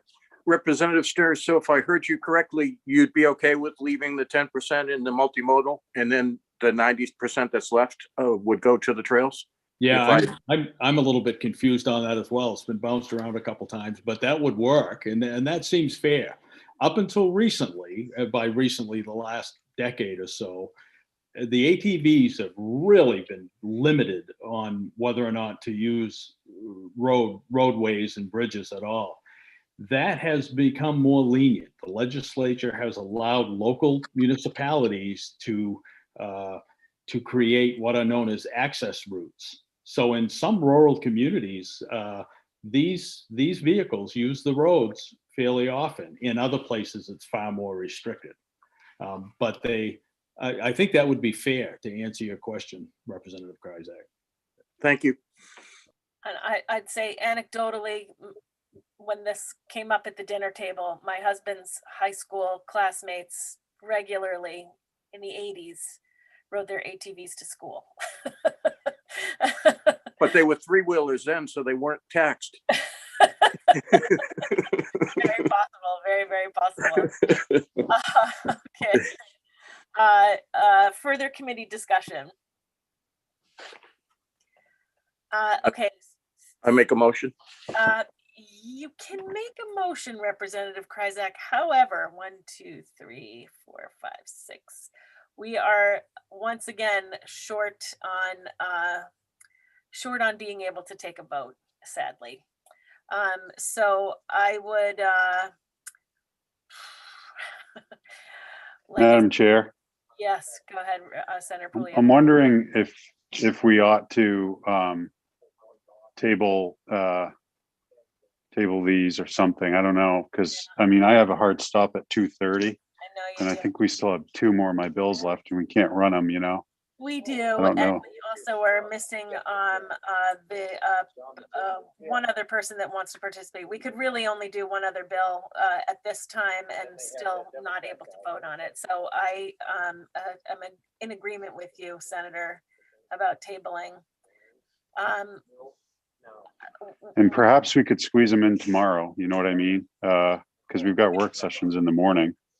Yeah. Is it not feasible to start just slightly earlier or something? I don't know. I don't know about starting earlier. I think we're probably okay to do so. It's a matter of committee bill at this point. People being available. Yeah. Yeah. Yeah. Okay. Okay, so Representative Kryzak, did you perhaps maybe want to make a motion to table? Absolutely. I make a motion that we table. Second. Okay, so that is 1468. thank you. All those in favor of the tabling motion for LD 1468? Okay, Ms. Darlene, I believe that's unanimous of It those is. 1, 2, present. 3, Yep. 4, 5. Yeah. Can I get another motion? Let's see. Oh my gosh. Where are we? Let's Madam see. Chair, I would make a motion that we table the rest of our bills that were scheduled for work session today until tomorrow. I second it. Motion has been made to table the rest of the bills. Can we do that in general, Julie, or do we need to do it one at a time? I don't know the answer to that. I mean, at this point, I think you don't have a quorum to vote to table either. I think at this point, it sort of becomes a It's a moot point. scheduling question as far as the chair's concerned about, Yeah.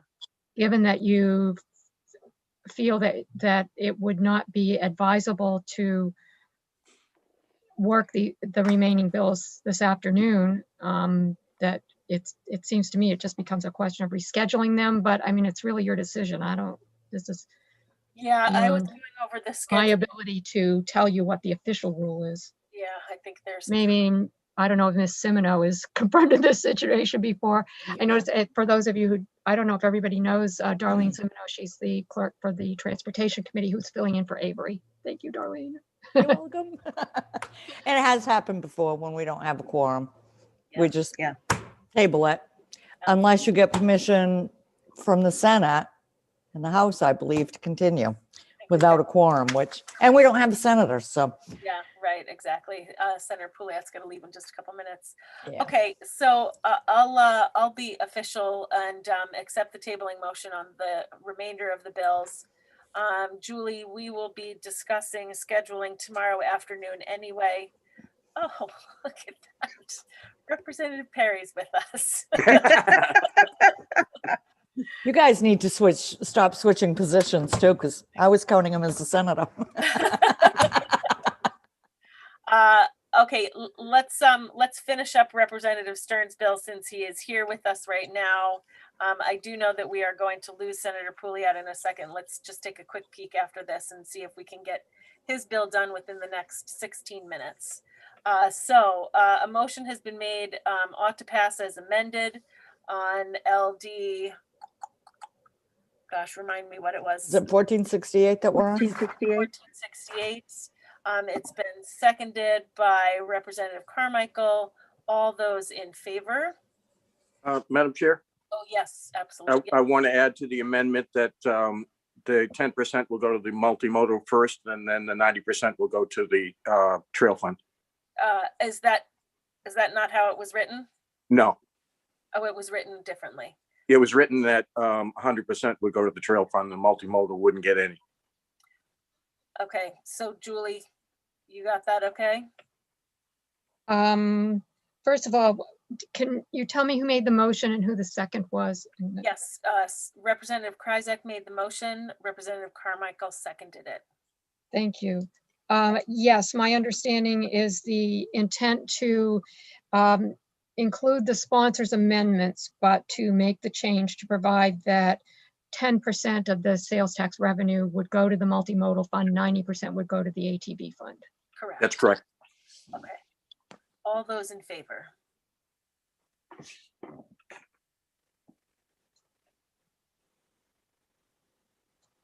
Oh, you guys keep moving on me. Everybody get their hands up because I'm not used to this.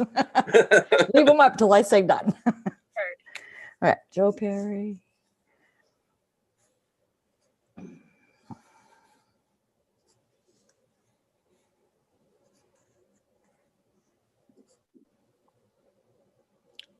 I'm missing them.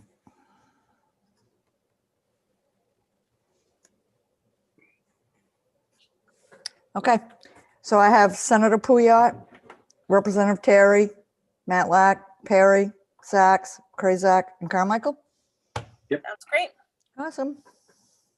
Senator Pouliot, you have 13 minutes. You think we can get it done? Yeah. I think I don't have any of my information right in front of me right now. So I'd prefer, if possible, if we could keep these bills on the table till tomorrow morning. We could run them real quick. That would be ideal if possible. Perfectly comfortable with that. Okay. Do we have, Matt, do you have 10 minutes to spend on the tax on plastic bags? Yeah, sure. If you guys want to get started with that, I can hang on here. I think we can do that. Julie, so can we jump into 1525?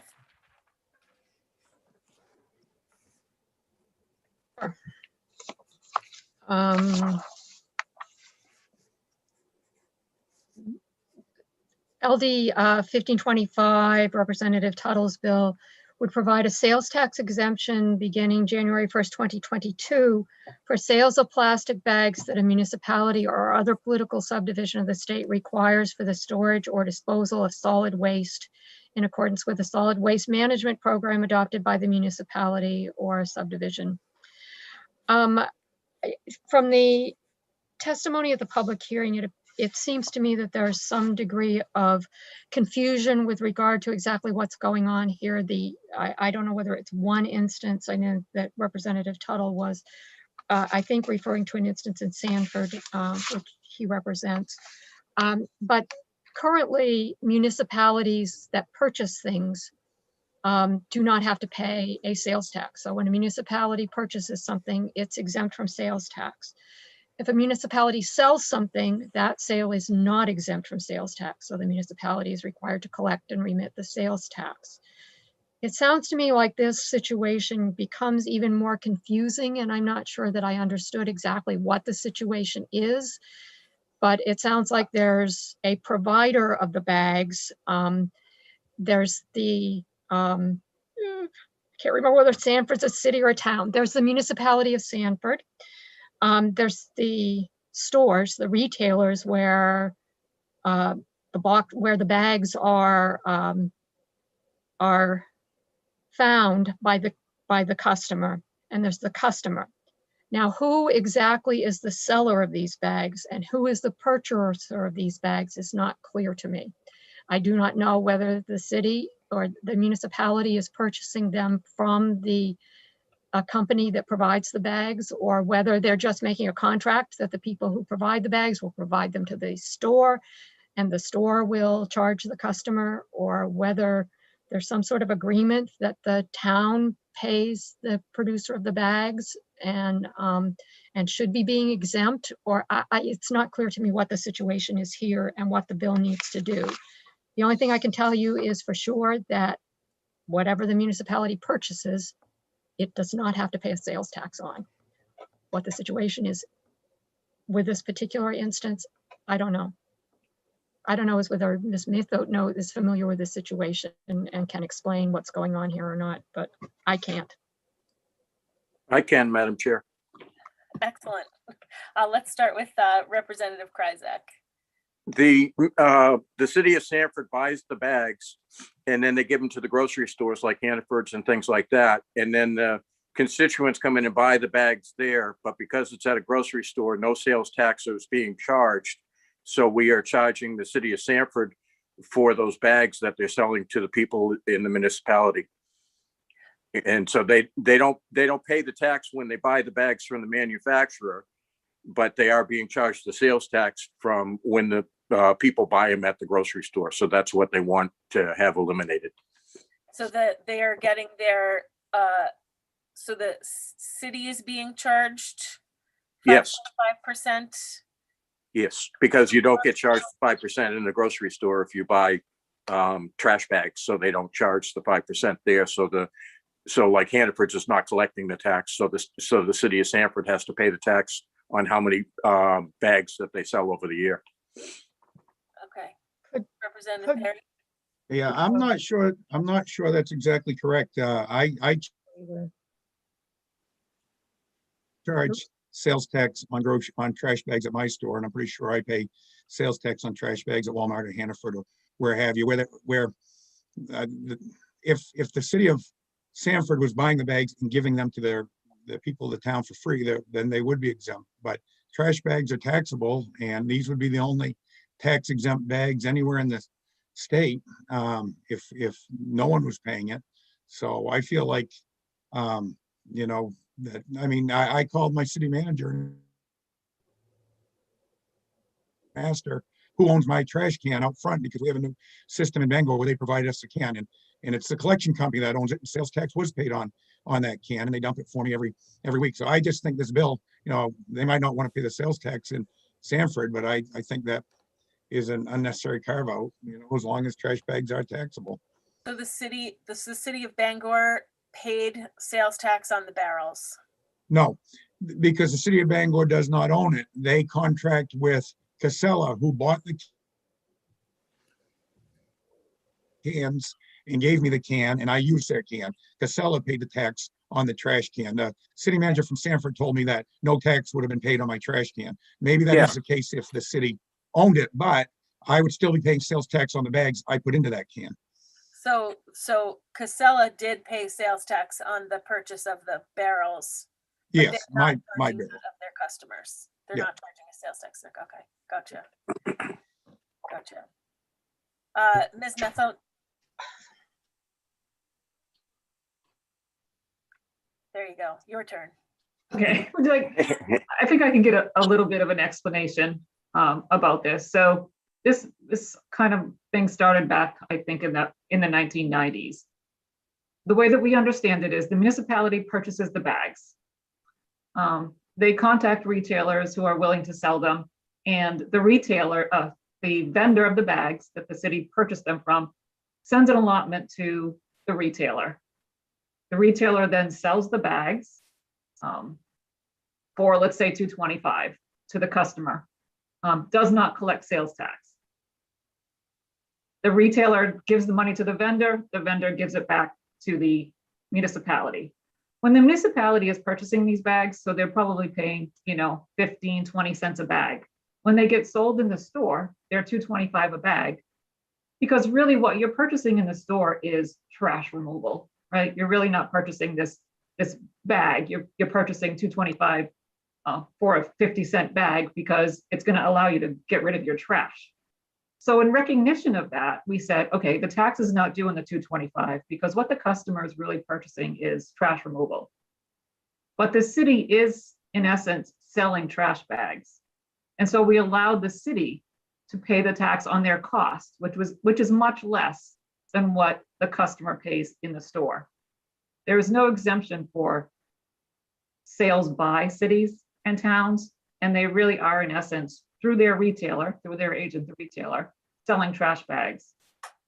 But in recognition of the real value of that bag is not in the bag itself, but in the trash removal that it affords the customer, we allow just tax to be charged on the cost, and the cities are paying that. Senator Pouliot. Thank you, Madam Chair. I make a motion of odd not to pass. A second. Representative Kryzak, discussion? I'll second it. Oh, okay. All right, a motion has been made ought not to pass by Senator Pouliot, seconded by Representative Kryzak. Committee discussion, Representative Perry. No discussion, going right to the vote. All those all those in favor? Quick before Senator Pouliot has to leave.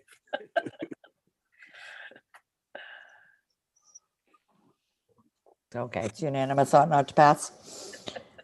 Senator Pouliot, And to the Representative. committee, I really apologize. I No, don't. just planned the day around how speedy we've been with work sessions, and today was an exception. So my apologies.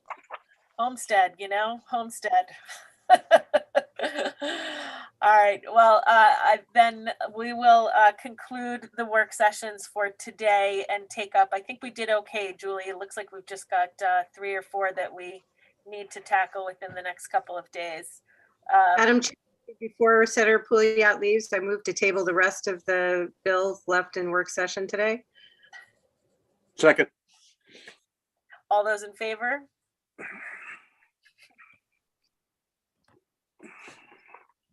It's unanimous. Thank you, Representative Sachs. So we will pull these last few together and tack them on over the next couple of days.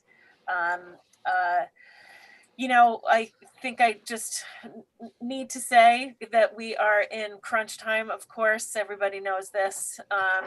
As much as you can possibly be here, please be here. And if you can't, if you can please let one of the chairs know as soon as possible. That way we can make the necessary arrangements to get either folks in temporarily at least, or here for the whole day if it takes being here perhaps a different day or something. That being said, Julie, you got anything else for us? Have an amendment review. You want to save it till tomorrow? Yeah, that'd be great. Okay. Okay, terrific. Well, thanks, everybody. Hey, it's going to be much earlier leaving than I thought it was going to be. So have a great rest of your afternoon, and we will see you all tomorrow. Thank you. Thanks so much, everyone. Hey, Julie, Yes. can I record my vote on 708, or do I need to send you an email? You need to talk to Darlene, who's listening to you. She's got her pencil up ready. I do. Send your vote to Avery and Lynn Hanley up in the speaker's office. Okay. Do you have Lynn's email, Mickey? I have Avery's. I don't have the other one. Okay, Lynn's is LYNNE .Hanley, HANLEY at legislature.maine.gov. And Super. Fair, Thank you. Lynn won't get all of that stuff until a little later on this afternoon, I think. So you got a few minutes. Okay. Thank you. Yeah, because I don't know what Avery did, so You probably Hey, got she I know can I'm- send the emails out in the morning and I everybody know has I to missed, know. I missed 708, but I don't know what did I miss another one after that? No? Before you adjourn for lack If of you want to quorum? hold on, I can go look and see what Avery's got on her desk. It's up to you. Okay, Okay, I'll be right back. thank you.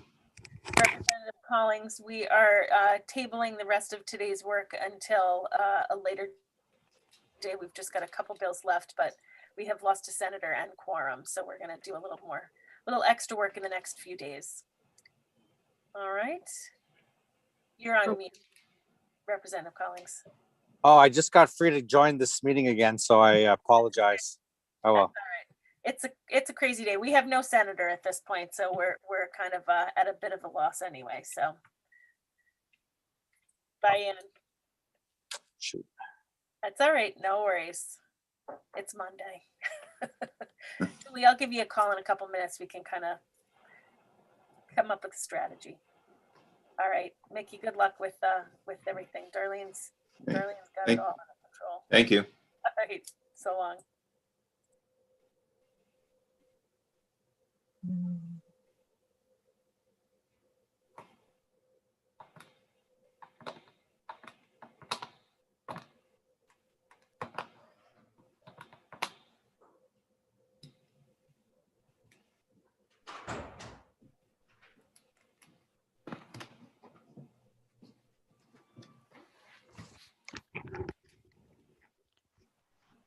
They all leave us? Yeah, Okay, looks to me like 708 is the only one. it is. Okay. Yeah. And so the majority was ought not to pass, and Representative Krayzak voted ought to pass as amended. Okay, well, that's that's a route I'm going to, so, but I'll notify them. You're going with the ought to pass as amended, and you'll notify Yeah. them? Okay, very good. Thank you. Thank you. Mike. Bye.